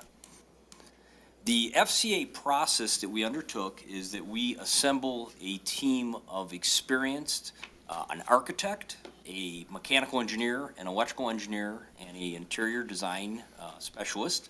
Our team then reviews all available documentation and blueprints available for the buildings. We then met with your facilities maintenance staff and key building personnel to understand the functionality of the buildings and their perceptions of problems and deficiencies within the facilities. My team then completed thorough walkthroughs of each building's interior and exterior systems. These walkthroughs typically took more than a day to 2 days at each facility to look at both the inside and outside of each building. We reviewed the architecture, the building exterior, roofs, walls, doors, windows, canopies, all the interior systems architecturally within the facilities, the walls, ceilings, flooring, toilet rooms, elevators. The interiors really consisted of the furniture systems and furnishings. The electrical power systems, generators, lighting systems, and fire alarm were thoroughly reviewed. Mechanical, including all your HVAC systems, plumbing, and building controls, and then the exterior of your facilities, parking lots, sidewalks, and exterior lighting systems. All those reviews were assembled in a comprehensive report and spreadsheet where each deficiency found by the team was identified, a description was put in, where appropriate photographs of the deficiencies were noted, recommended actions were made by our team. We rated each item to give a level of criticality, level 1, 2, 3. And then we put together an estimated cost associated with each line item. And the cost was broken into two parts. The construction cost, which we define as the actual hard construction dollars to complete the repair or renovation, and then the total project cost, which would include the hard construction costs as well as any soft costs associated with design fees, construction management fees, permitting, et cetera. This is an example of the spreadsheets that were included, and each line item identified item by item, choreographed and coordinated with photographs, a rating score, the costs. It's all assembled and pretty detailed and make very exciting reading for you all. In the binder, it's all included here, so you can see how detailed it is and heavy it is. Example of each photograph that's tied to it. Where we could, each line item had a photograph, so that again, as you go through the spreadsheet, you'll be able to kind of see visually what exactly that item entailed. This happens to be the retaining wall area by City Hall. What is done with our FCA analysis then is that typically our clients use this as a planning tool. The FCA results are used to plan for capital programs, as has been mentioned previously this evening. It's often the basis for a deferred maintenance program. It's a guidebook and really a planning tool for the city for their continued maintenance activities. And in some cases, it's not mentioned on the slide, is that we've been brought in even to evaluate a building when someone is looking at to purchase or refurbish a building. This is often the basis for that planning purposes. With that, I thank you.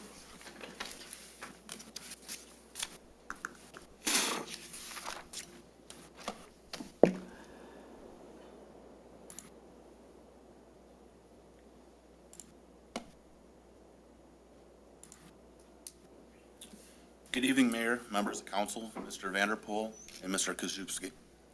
After inspecting the city center facilities, interviewing staff members, and reviewing building plans, the IDS team developed a comprehensive condition assessment. This assessment took into consideration the age and design of each facility, current building codes, workflow efficiencies, along with repair and replacement costs. The final analysis identified a funding gap necessary to correct deficiencies, maximize efficiency, and allow for the asset management plan to be put in place. The funding gap includes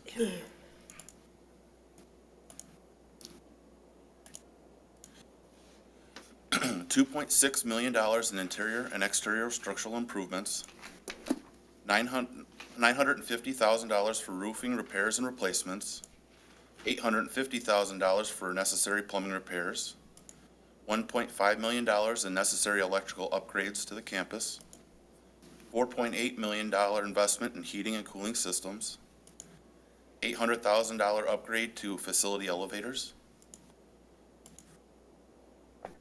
$1.25 million upgrade to LED lighting, $950,000 overhaul of facility fire and necessary security alarm systems, $500,000 in flooring replacements, and finally, a $2.8 million investment in furniture and storage solutions. Funding analysis determined that the total required investment across the 4 city center facilities is roughly $17 million.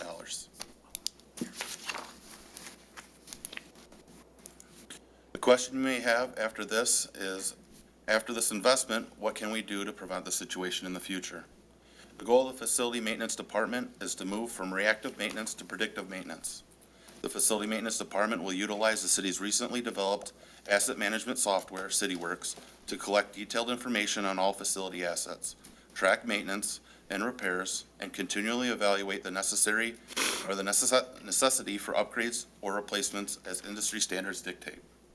This will allow facility maintenance staff to maximize performance, efficiency, and life cycle costs while supporting the city's Visioning 2030 plan. This concludes our presentation, and I thank you for your time. And Mayor, we now move on to our final presentation. The city takes great pride in providing outstanding core services, including strong police services, best-in-class EMS services, excellent water and sewer distribution services, road maintenance, including snow plowing, outstanding refuse collection, and many other services provided by the DPW department also. In order to continue this high level of service, employees must have the proper tools, equipment, and facilities from which to work. We've updated fire stations. We have a plan to update the police department, city hall, and next year we'll be building a new 100,000 square foot community center just across the street. At the same time, the DPW department building is now over 40 years of age and by today's standards, anything but state of the art and unable to meet the needs of today's larger equipment, specialized services, including the sign shop, mechanic area, water and sewer shop, equipment storage, and the like. We need to provide our DPW employees a state-of-the-art facility if we expect them to continue their high level of performance, providing excellent services. And our DPW Director, Mike Moore, will conclude this presentation. Thank you, Mr. Vanderpool, and good evening, everybody, council, Mr. Koszubski, and residents alike. Start with the DPW building was built in 1976 and is approximately 70,000 square feet. And tonight, you'll learn that the infrastructure is failing and it has exceeded its useful life. I'll start here with just give you just a brief idea of how the building is laid out. You can see in red, that's the perimeter wall of the building, and essentially what we have is a shop. This entire DPW building is a shop. So when you go to Bell Tire and you get work done on your vehicle, that is what DPW is. If you look at the next slide, what you can see here, the center red square would be where all the divisions of the DPW are housed. Therefore, you have water, sewer, streets, and some other areas in this center portion. So looking at this photo, in yellow now is the fleet division. That's the last division short of Parks and Grounds, which I'll get to shortly. But this entire 70,000 square foot facility, if you look at the yellow, that's where fleet maintenance is. And any city-owned vehicle or piece of equipment is repaired right there. So we've already lost half of our garage just in the repair aspect. The upper left-hand corner is where administration is, where I am, so you can say almost the entire northern half is gone. So if you look closely, I have my mouse here, where we park vehicles, DPW-related vehicles along the western wall, the southern wall, and the eastern wall. And if you look at this green arrow I have down at the bottom right-hand corner, that's the only ingress and egress we have in this building. So when vehicles come in for the building for repair, they could be a police car, they could be a fire truck, or a DPW vehicle, code enforcement, whatever it may be. There's one way in and there's one way out. So even if they're not getting repair, vehicles that may be parked on the southern side, they have to do this carousel of the building. And the problem is that's where everybody's offices are. So my entire staff, they're in the building here when cars are driving around, the snow trucks start up in the morning, the water, the sewer vehicles start up in the morning, all the exhaust gases, all the noises of the mechanics, everybody is in the middle of it. So when staff receives their orders from the supervisor and they're walking out the door this way or they're walking out the door this way, they have impeding traffic coming through the building.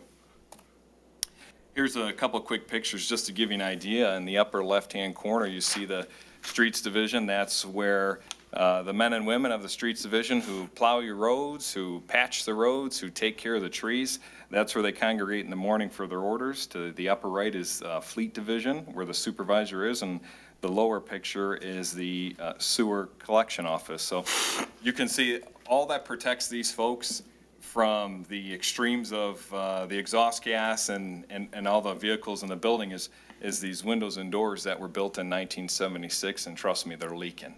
You know, their offices are filled with gas, filled with dust, filled with all the different debris from the building. So we have our break room and training room. DPW consists of about 55 full-time employees, and you can see from here, I cannot squeeze 55 people in this training room. So if you look to the tight left of the picture here, you see our computer kiosk we established for staff. We can fit 6 tables. And if you're looking at the TV for training, comfortably 2 per table, that's 12 people. If we have them sitting backwards, then we got 24, but then you can't see the monitor. So you can see some of the stuff we have is hand-me-downs. When we do have departmental-wide training, or we have done shared training with PD and FD, we actually can't even hold it in this room. It's not big enough, so we actually shut down the entire DPW and hold training out in the shop. And as I had already mentioned, with the vehicles going round and round, we literally shut down the entire operation to have a team training. So what are some of the concerns short of the items that I've mentioned? Well, we know that we've got some electrical issues, and frankly, we've already had a fire in that building, if you recall. Here could be another fire. Here's some of the fuses, and these are outdated, they're not safe, and they're not even manufactured any longer, because as you can see, this fuse is burned up and it never blew. So the electrician came and informed us that the fuses are out of date, the fuse panels are out of date, and they found where conduit and wiring in the ceiling actually had caught fire. So we're at risk of another fire in the building. This is a supervisor's office. We've got a water leak we can't track down from the roof. It finds the path of least resistance, and he's got his bucket underneath it collecting the water. This is a picture of the water division supervisor's office, and that manhole you see in the corner is actually a sanitary cover. So, it's often pungent at time when you're in his office, and with the amount of calls that the water division receives, residents are often back there, and they're in the elements just like we are with the sanitary smell in the office. Here's some support beams for our roof with a straight edge. You can see they got a little wow in it. It's incredible. If you look at some of these photos here of the offices on the inside, I mean, you can see daylight in this picture here. This photo here, you can see the wall is separating from the cinder block. And, all joking aside, we're wondering why it's so cold in the office. Well, there's your reason. I mean, the air's coming right through. There's no insulation. There's no drywall. It's just shop, cinder block, outside weather. Just as an example, on the flip side of the wall, this is a completely different wall, but you can see where some of the cracking goes, through the, the masonry. Some of the pictures, it's hard to tell, and to be honest with you, there's a handful that go right through the cinder block. So you wonder why there's a breeze coming through the building. You can see why. So what have we done? We've interviewed a couple different companies. We're looking at somebody who can help us out, and what we come across is a company by the name of Effective Management Decisions. The owner's name is Roger Thompson with 30 years of experience. He's a retired Army sergeant, and he specializes in fleet consulting for the public sector and master site facilities planning and architectural design services. Roger and his team have completed over 120 throughout the country. This is the kind of company we're looking for. They specialize in public works and fleet facilities. In fact, you can see here, I won't read through them all, West Des Moines, Iowa, Minneapolis, Minnesota, ranked #1 by American Public Works Association, Keller, Texas, 2004 Project of the Year, Cape Coral, Florida, he's currently working on, and oddly enough, Rochester Hills, Michigan. So once we had heard he did Rochester Hills, Michigan in 2008 for $12+ million, we got a team together, went over there and took a look. I'll get into that shortly. So here's just a couple photos Roger gave us of some sites he's done, light years ahead of what we have here as far as professional workspace, garage area for mechanics, for parking, and exterior facade, if any of you are familiar with our current DPW building. And just a handful more pictures of some break rooms, office areas, restrooms, and such. So I mentioned Rochester Hills. We visited Rochester Hills.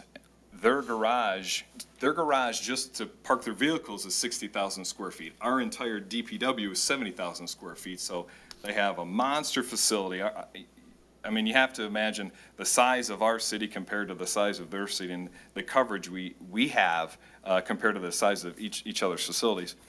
Security, light years ahead. Air ventilation, the sign shop, if you look at the lower pictures, their sign shop was triple the size of ours. The break room and training room is big for us. It's big for our staff, to be honest with you. A couple pictures on the right. They had a beautiful break room and training room where they can move some walls around and house up to 100 people in this training room.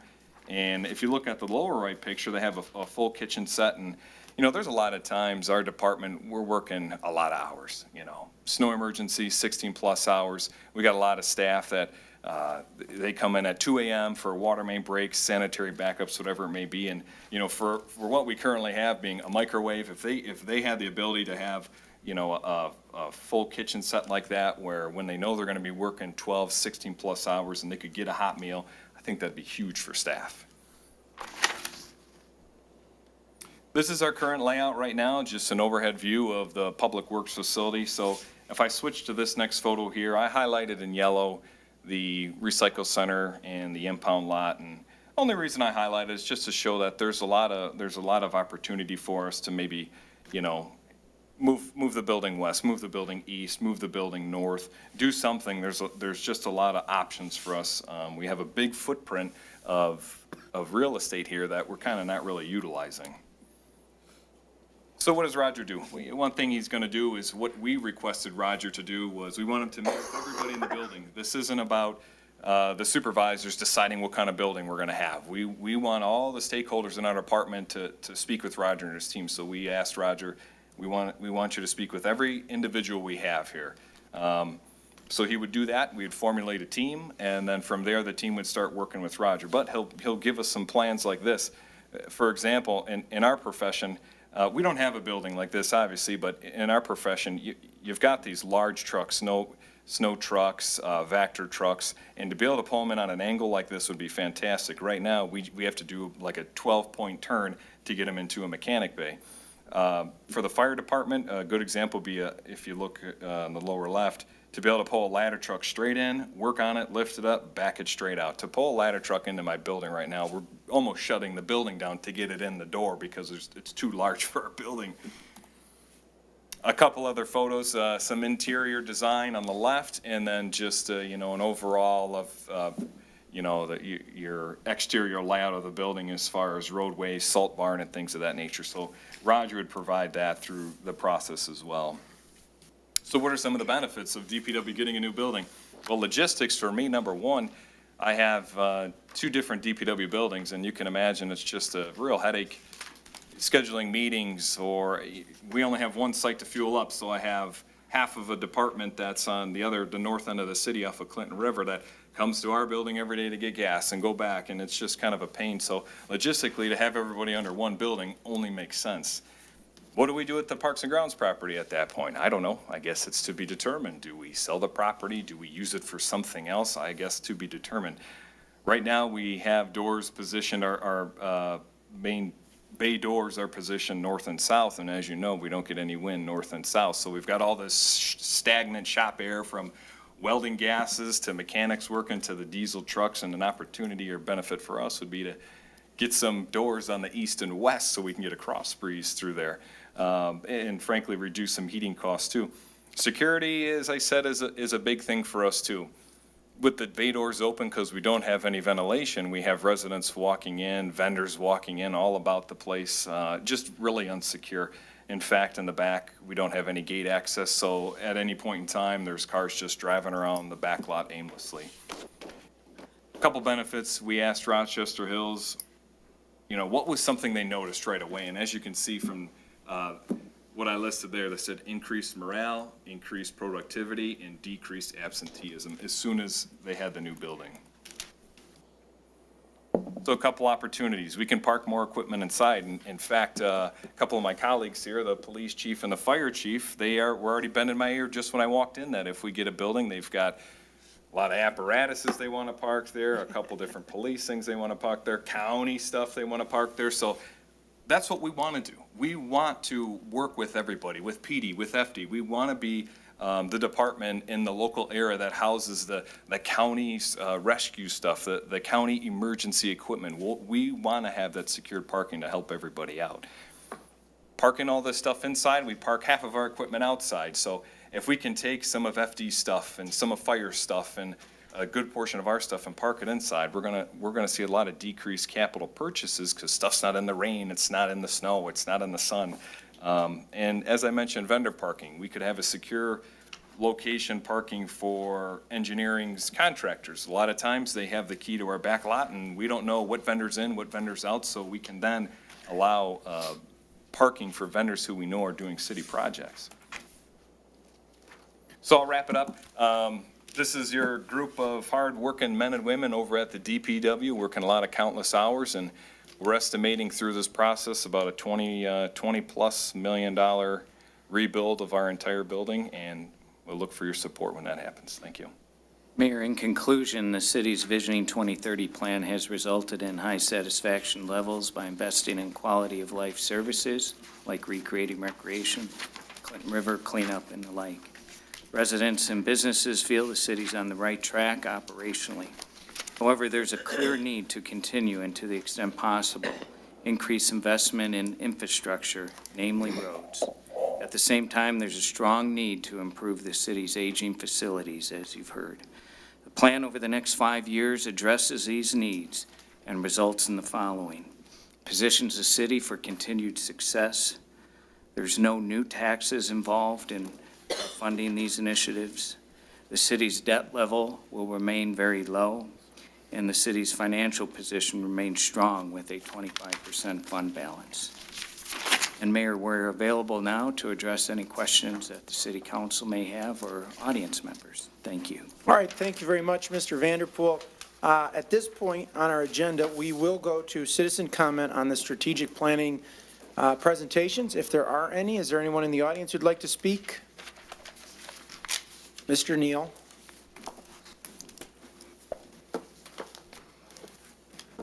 Hey there. One thing I'd like to add, just that came into mind, especially when they were with the last presentation on DPW, they were talking about the using the site from the recycling facility over on 18 Mile. There was really no other site on the north end of the city. And I'm wondering, would that be just canceled out? Would that be removed and whatnot? And possibly about, you know, maybe if we're going to build a new building, there's lots of vacant land in the city. Why not move it to, you know, maybe another site like you, I don't know, vacant school building, or, I don't know. There is public land. There's a whole vast area of vacant land over on Utica.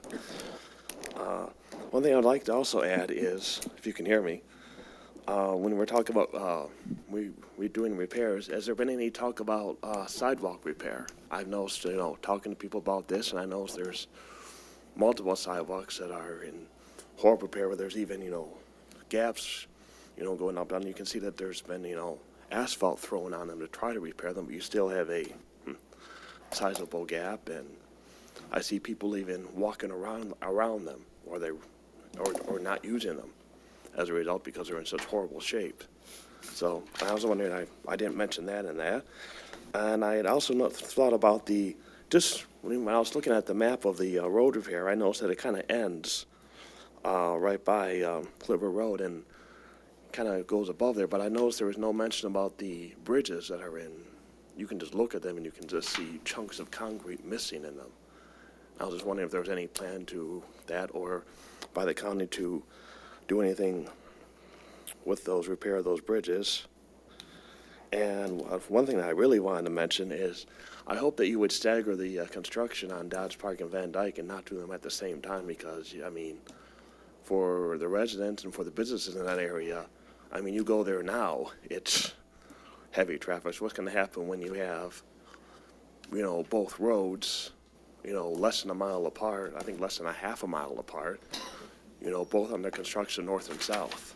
I mean, when Van Dyke was under construction, a lot of people were using Dodge Park and Shaner to get around it, but now you're going to take away two of those spots, and between Van Dyke and Hayes, there's really no other north-south exit, you know. I mean, just wonder about that. While around that, what about, has it been a thought, there's some spots of Dodge Park Road that are in that stretch that are wider, where there's a center, you know, and others where there's been lanes added.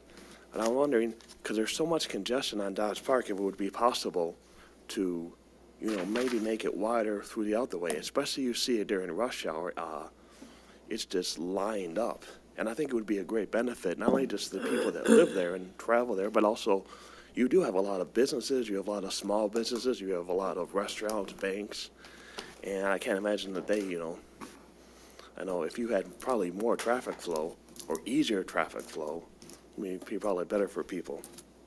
And I think I talked to you about this, Mr. Vanderbilt, about the proposed, because there's an old ordinance that goes back, I think it's even older than the city, that prevents lighting on 16 Mile. I'm thinking, if we're going to improve 16 Mile, what about maybe improving some lighting on that road? As right now, there's virtually none. There's an occasional here and there, but, there's none. I know that there's an ordinance that goes back, to make it more like a country road, like a rural road that goes back, I think, to the early 1960s that prevents that. And I wonder if that's something that can be addressed in the future, possibly in the next 5 years.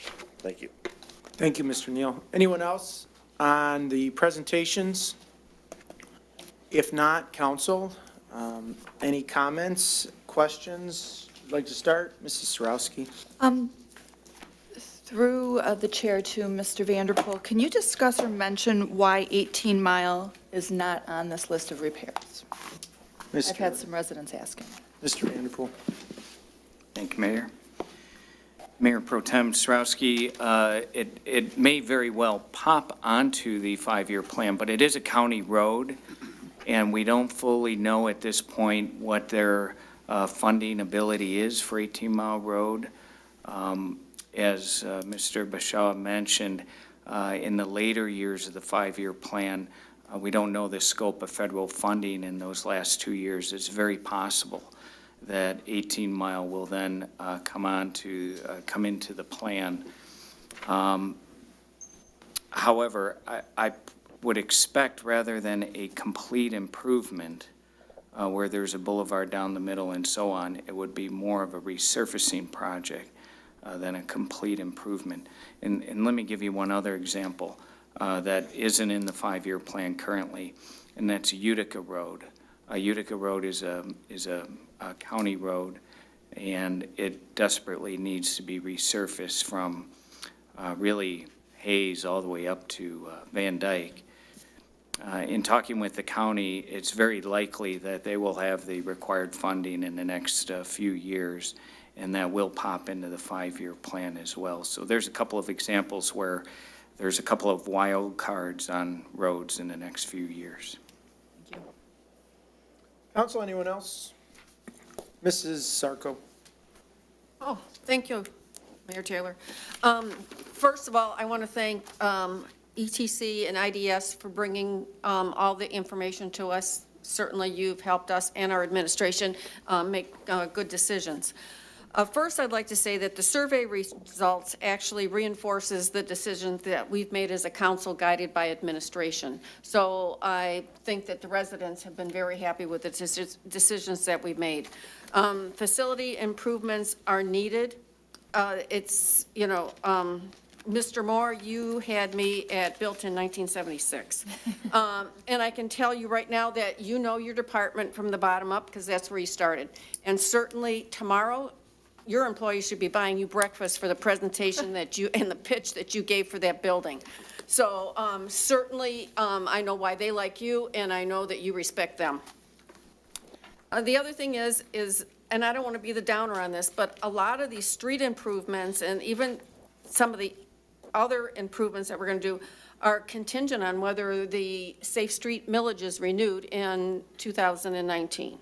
So certainly we need to start talking about that and informing the residents the possibilities of what can happen when that's renewed, and also show them the drawback if it's not done. This is my favorite meeting of the year because we look into the future, we look at the possibilities, and so many times the possibilities become realities, and that's what's so good about this particular meeting. So I want to thank all of you for all the hard work that you've done. So grateful that if we do these improvements, there is no tax millage increase, which means that the SEV might go up, which means your taxes are going to go up, but it's not, there is no millage increase for these improvements. And pretty much, thank you again, and that's it for me tonight. Mr. Shannon. Thank you, Mr. Mayor. If I could, through the chair to Mr. Vanderpool, with regard to Mound Road, the Innovate Mound Road grant proposal, can you briefly just, I guess, reiterate to me what that process is looking like at this point? I'm just curious as far as, are we, when are we going to find out if we've been approved for the grant?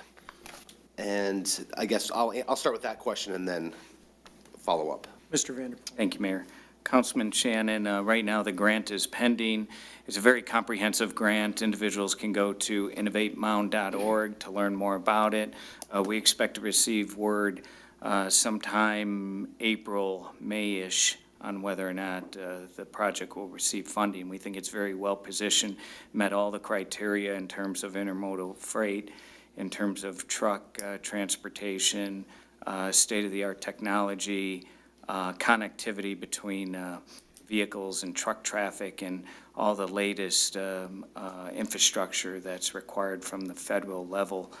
So we feel very hopeful, but we'll see what happens. We'll know soon. The contingency plan on Mound Road is unfortunately to continue what we're doing, as you heard tonight. Mound Road will be repaired. Millions of dollars are going to be spent repairing Mound Road from 14 all the way up to 18 in Sterling Heights, both directions. But as everyone knows, the concrete replacement programs are very disruptive, and they last maybe 3-4 years at the most. The roadway does need to be replaced. Unfortunately, the state does not have the funding. The county doesn't have the funding.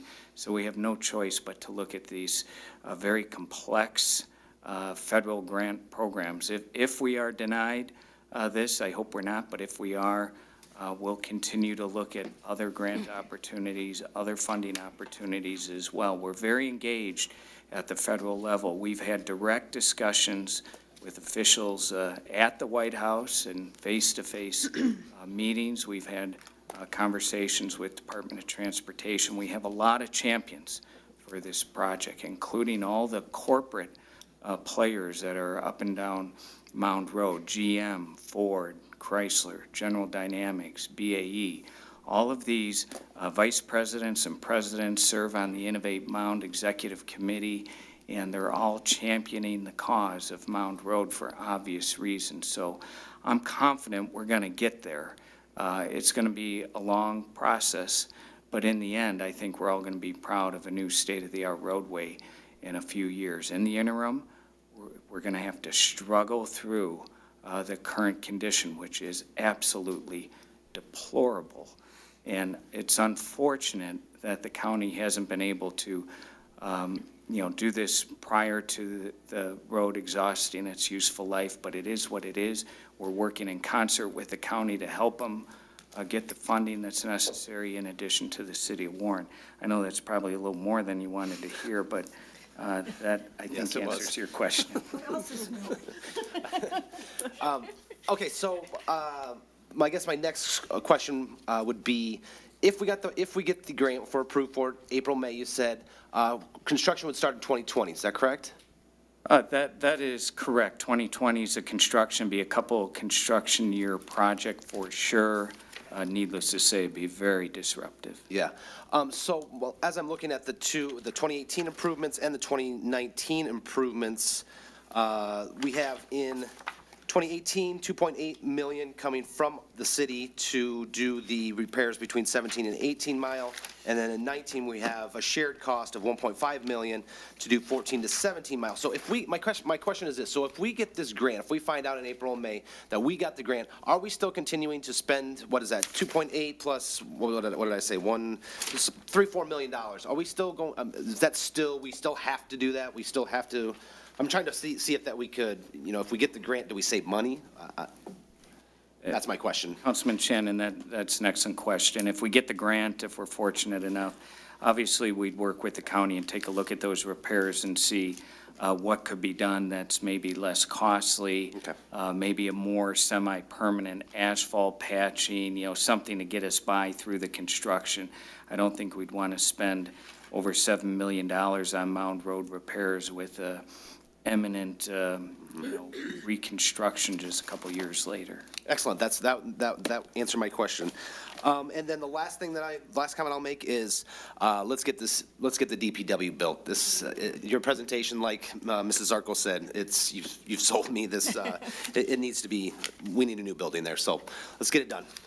That's all I have, Mr. Mayor. Okay, Mrs. Konski. Thank you. I know that this is a 5-year plan as far as roads are concerned, but like Mr. Shannon said, I'm excited about a new DPW building, and I would like to know how quickly we can get started on that. I think it would be fantastic. Make it the right size, Mike.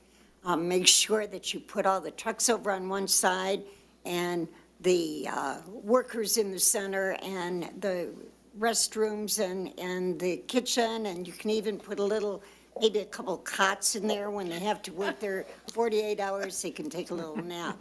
I'm excited about that. I think it's well-deserved. You've got a tremendous staff there, and how quickly can we get it built? One other question. Roads are main priority, but we do need some sidewalks. We need a sidewalk on the south side of Clinton River Road to link Hayes Road up to our trail leading to the park there. Is that in our plan, I hope? Mr. Vanderpool. Thank you, Mayor.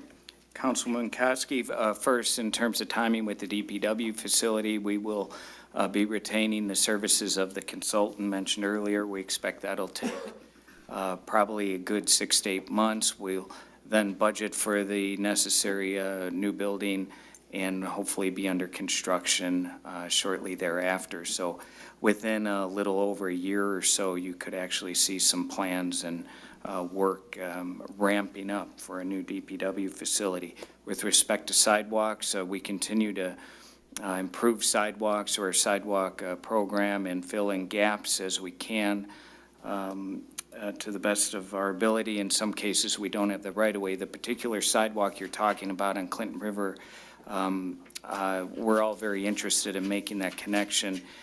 There's just one last property where we have to finalize an easement agreement, and that'd be on the corner of Sol and Clinton River.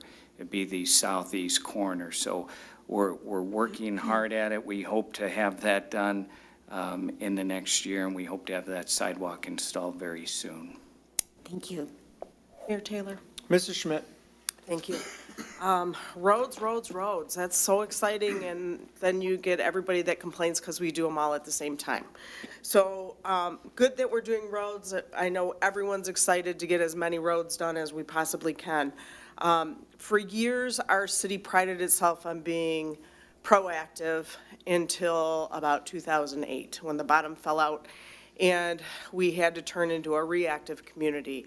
Nice to see that we're back on the path. We need to do these city facilities upgrades, the IT upgrades, the DPW building. We need to get this done. Nice to see that we're able, in the position that we're able to do that without raising taxes and become that proactive community that we're all used to being part of. So I'm really proud of everybody for being part of the reason why we don't have to raise taxes to get all this done. Administration works really hard to work with what we have and work within our means, and I appreciate that. Our workers certainly deserve a better work environment than some of the situations that were described today, not only in the DPW, but also in the City Hall, in the police department, in the library. So I'm real excited to get those projects done at no tax increase to the residents of the city. And as far as Mound Road goes, you know, it is a county road, and I certainly hope that they are taking some of the lead on this. I know it affects our city and our community the most, but it is their road, and I think that they need to be doing a lot of this legwork as well. And I just hope that that's happening. So I have nothing further. Thank you, Mrs. Schmidt. Mr. Radke. Thank you, Mr. Mayor. Through the chair to City Manager, we talked about a tree reforestation program in the beginning of the presentation. I'd like to hear more about what we're doing to increase our tree canopy. I know in my neighborhood, many homes were, many homes that had trees were destroyed by the emerald ash borer. And I was wondering what we're doing to reforest our city. Mr. Vanderpool. Thank you, Mayor. Councilman Radke, I'd love to comment on that, but the expert's in the audience, so if you don't mind, I'd like to call on Mr. Moore, who can fill in the details. Even better. Mr. Moore. Councilman Radke, we were successful over the past couple of years procuring 4 grants for city trees, which equates to, if we do the math, about 1,000 trees. So along with budgeting, I work with Jennifer Varney and Mark and Jeff really closely to get an increased budget for tree planting. So I would estimate, 1,000 to 1,200 trees over the next calendar year. We have 2 plantings, one in the spring, one in the fall. Recently, through some of the grants we've already targeted, if memory serves me correctly, 19 Mile, 15 Mile, Fox Hill, 17 Mile.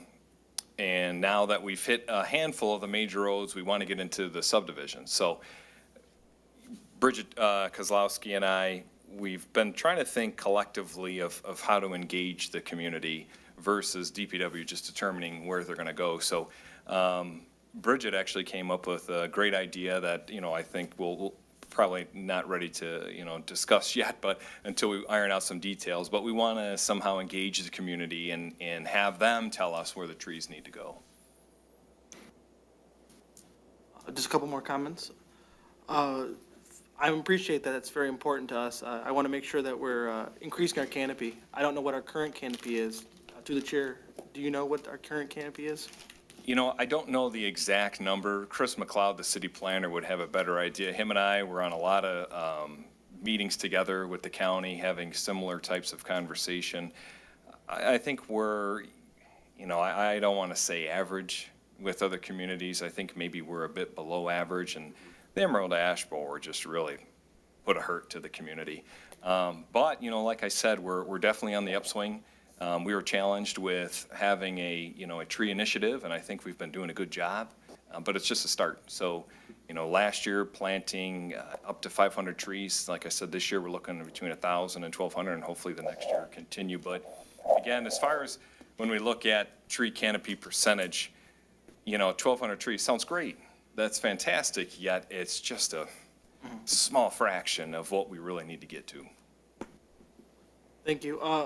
To my colleague's point, I agree completely. We need to restore the DPW and build a new building. I visited there when I first got onto council, and I saw just how kind of ancient the conditions are and just how hard it is for you to squeeze vehicles through there. I know that you have some trouble with your cranes and inability to raise the trucks because they're so heavy. So it's something that we really have to put on the priority list. I also wanted to comment on the sidewalk program. I agree with my colleague, Mrs. Koski, especially on Sheener Road from Clinton River to Metro Parkway. There is no sidewalk on either side of the street. I know when I sat in the audience, I commented on the fact that I regularly saw a woman in a wheelchair driving in the street on Sheener because she had no way to traverse Sheener Road, and cars would just drive around her. And that was always a real concern of mine, that we're going to have some kind of accident because that part of the community is not wheelchair or handicap accessible.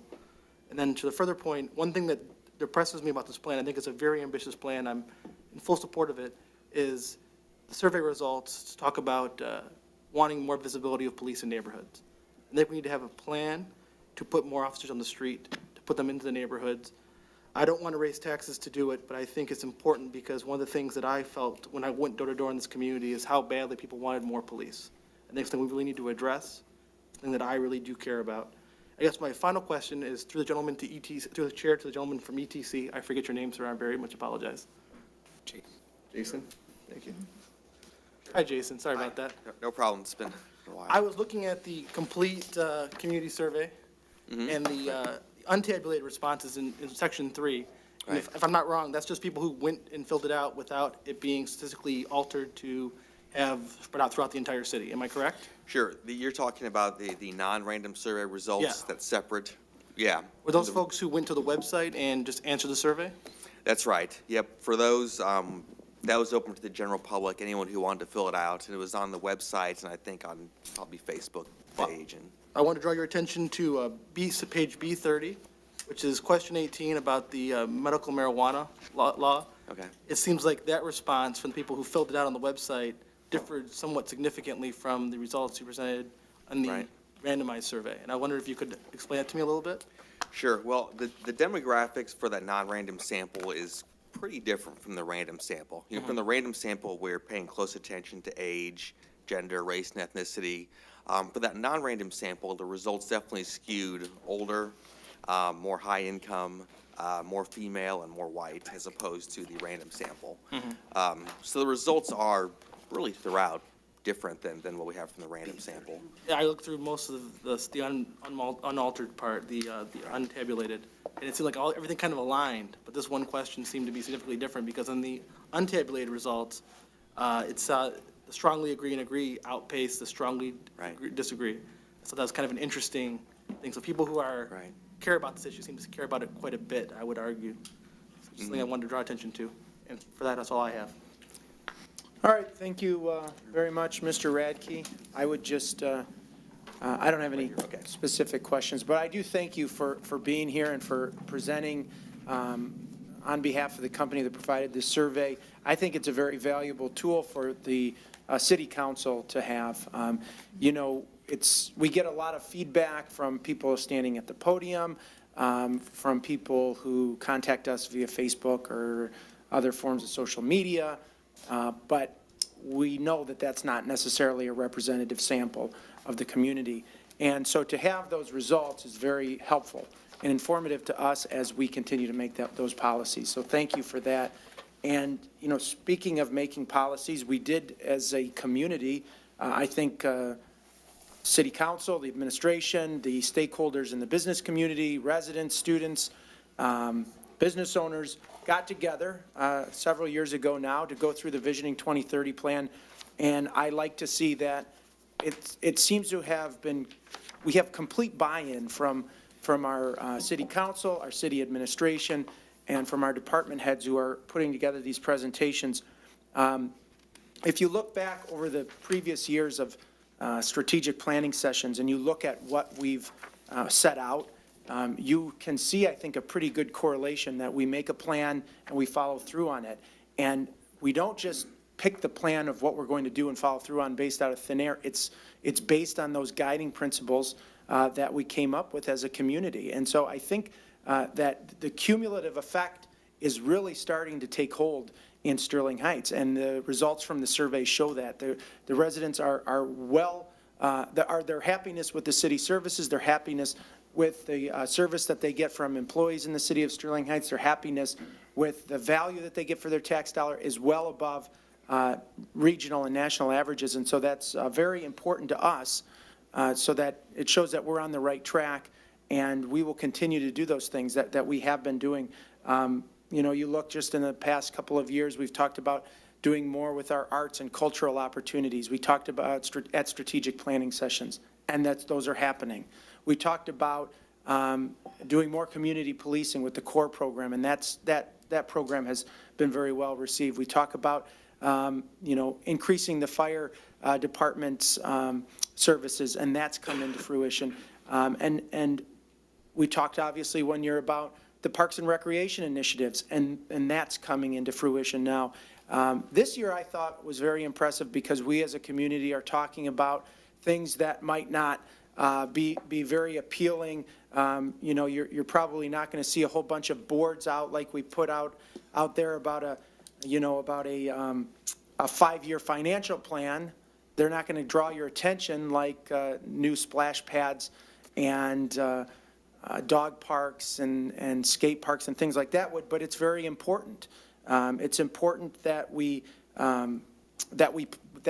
show that we have the financial capability to be ambitious about improving our city facilities, about our 5-year road plan, about improving our infrastructure, about improving the DPW building.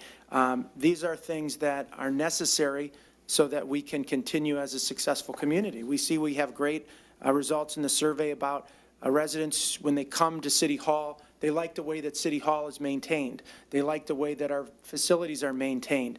But if we let them go, we'll start getting bad marks on that. And this City Hall is really the front door to the community. And if people can't be proud when they come to City Hall, and if they can't be proud of how we maintain our parks and how we maintain the medians and how we maintain what we own, then why should we expect them to do the same with their house? So I like that this year we are really putting an emphasis on things that are not flashy, but things that of great substance that will really support us going forward as a community. An IT plan, the roads and infrastructure, the DPW building, and the improvements to the city facilities, I think is really a good, practical, and important thing that needs to happen, and I'm happy to see that. I just, personally, and on behalf of the city council, want to thank all of the department heads and the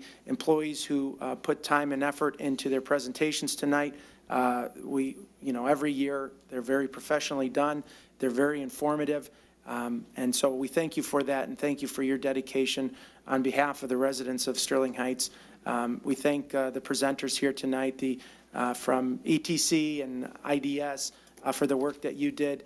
And we're, like I said, when we set a plan, we don't just pick something ambitious that we could never possibly achieve. We pick something that's realistic, that's practical, and I appreciate that, because I can tell you, I'm confident, as this entire council is confident, that over the next 3 years, we are going to see all those improvements made to the city hall and the library and the police department. We're going to see a new DPW building built. We're not going to raise taxes to do it, because we have good people who lead the way and show us that we can do it. So I just wanted to, again, thank everybody, and thank you, Mr. Vanderpool, for that presentation tonight. Very impressive. And I look forward to seeing all this happening. We've got a number of amazing things happening. All the construction going on over at Dodge Park, we're going to see this year, this summer. We're celebrating our 50-year anniversary as a city. We're making the investments. And believe me, I hear loud and clear that the roads are our #1 priority. I was at the Big Four luncheon today, which has the 3 county executives and the mayor of Detroit. And our county executive, Mark Hackle, made it very clear that his top priority is the roads and the infrastructure in Macomb County. We cannot continue to let this go on. So I can assure you that all of us up here are going to be doing everything we can, working with the county to make sure our roads are improved. But with that being said, we are really investing a lot in our city and in our employees and in all of our departments. And I'm very proud. And I wouldn't say this is my favorite meeting of the year, like Mrs. Zarko said, but it is exciting. Every year we get to see all that's coming up and the projects that we're going to be working on. So it's a really proud moment, I think, for me every year we do this. So that's really all I have. Anybody else, any last words, comments? If not, then I think we'll go on to communications from citizens. Is there anyone in the audience who'd like to speak on any items not on tonight's agenda? Mr. Jefferson. Charles Jefferson, Sterling Heights. Mr. Vanderpool, several years ago, we had on the website there that the Macomb County Road Commission, they had like a refund type deal if you happen to injure your car or going on one of these potholes on the county road, that they will reimburse you for damages done to your car. And I was wondering if you could put that back onto the website. It's the same with the state. They have the same type program. Could you put that on, find out about that, and put a link onto our city website and on TV5 about that? And then that's just about it, how people can get reimbursed if they so happen to injure their car going over some of these potholes on the county roads or a state road, and find out the procedures about doing that. Fire as police go into the community, I remember seeing those same pictures of the police station about 15 or 16 years ago, just like the DPW, and the voters turned that down, and somehow the police station got better. And it was the same type photos. You could look out from the corner of the building, citizen employees, they was afraid because criminals were walking right past them. People were shoving down blankets in toilets and was leaking all over vital evidence. Mr. Romano, you made a comment that he had touched the police car because he thought it was a lot of dirt, but it wasn't dirt, it was fingerprint material. So we need to really seriously look at the police department fixing that thing up, along with the TBW. I got a question, like Ms. Yarko. We're coming on the sunset clause of that millage that got raised for the police and the fire, and then all of a sudden the roads got through in there. Are we gonna go on the same fear-mongering campaign like we did the last time, saying if we don't get the police and the fire roads, woe is me, we don't have police in the fire. So you guys gonna have to figure out some kind of way, because people aren't seeing that the roads are getting fixed, the money going toward that, but they're not getting improved.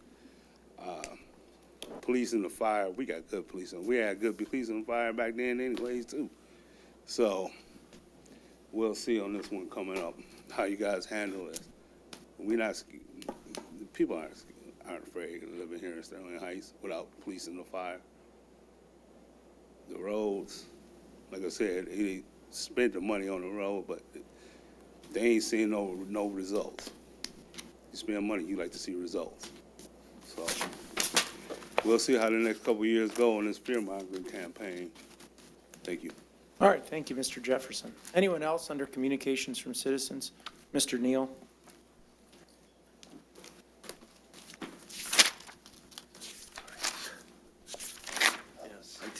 And I'd like to also say that I was hoping that we could, when Mr. Rackey's done, maybe I can continue the results. No, you can go right on right now without regard for what anybody else up here is No, they doing. were apparently busy, too busy for me.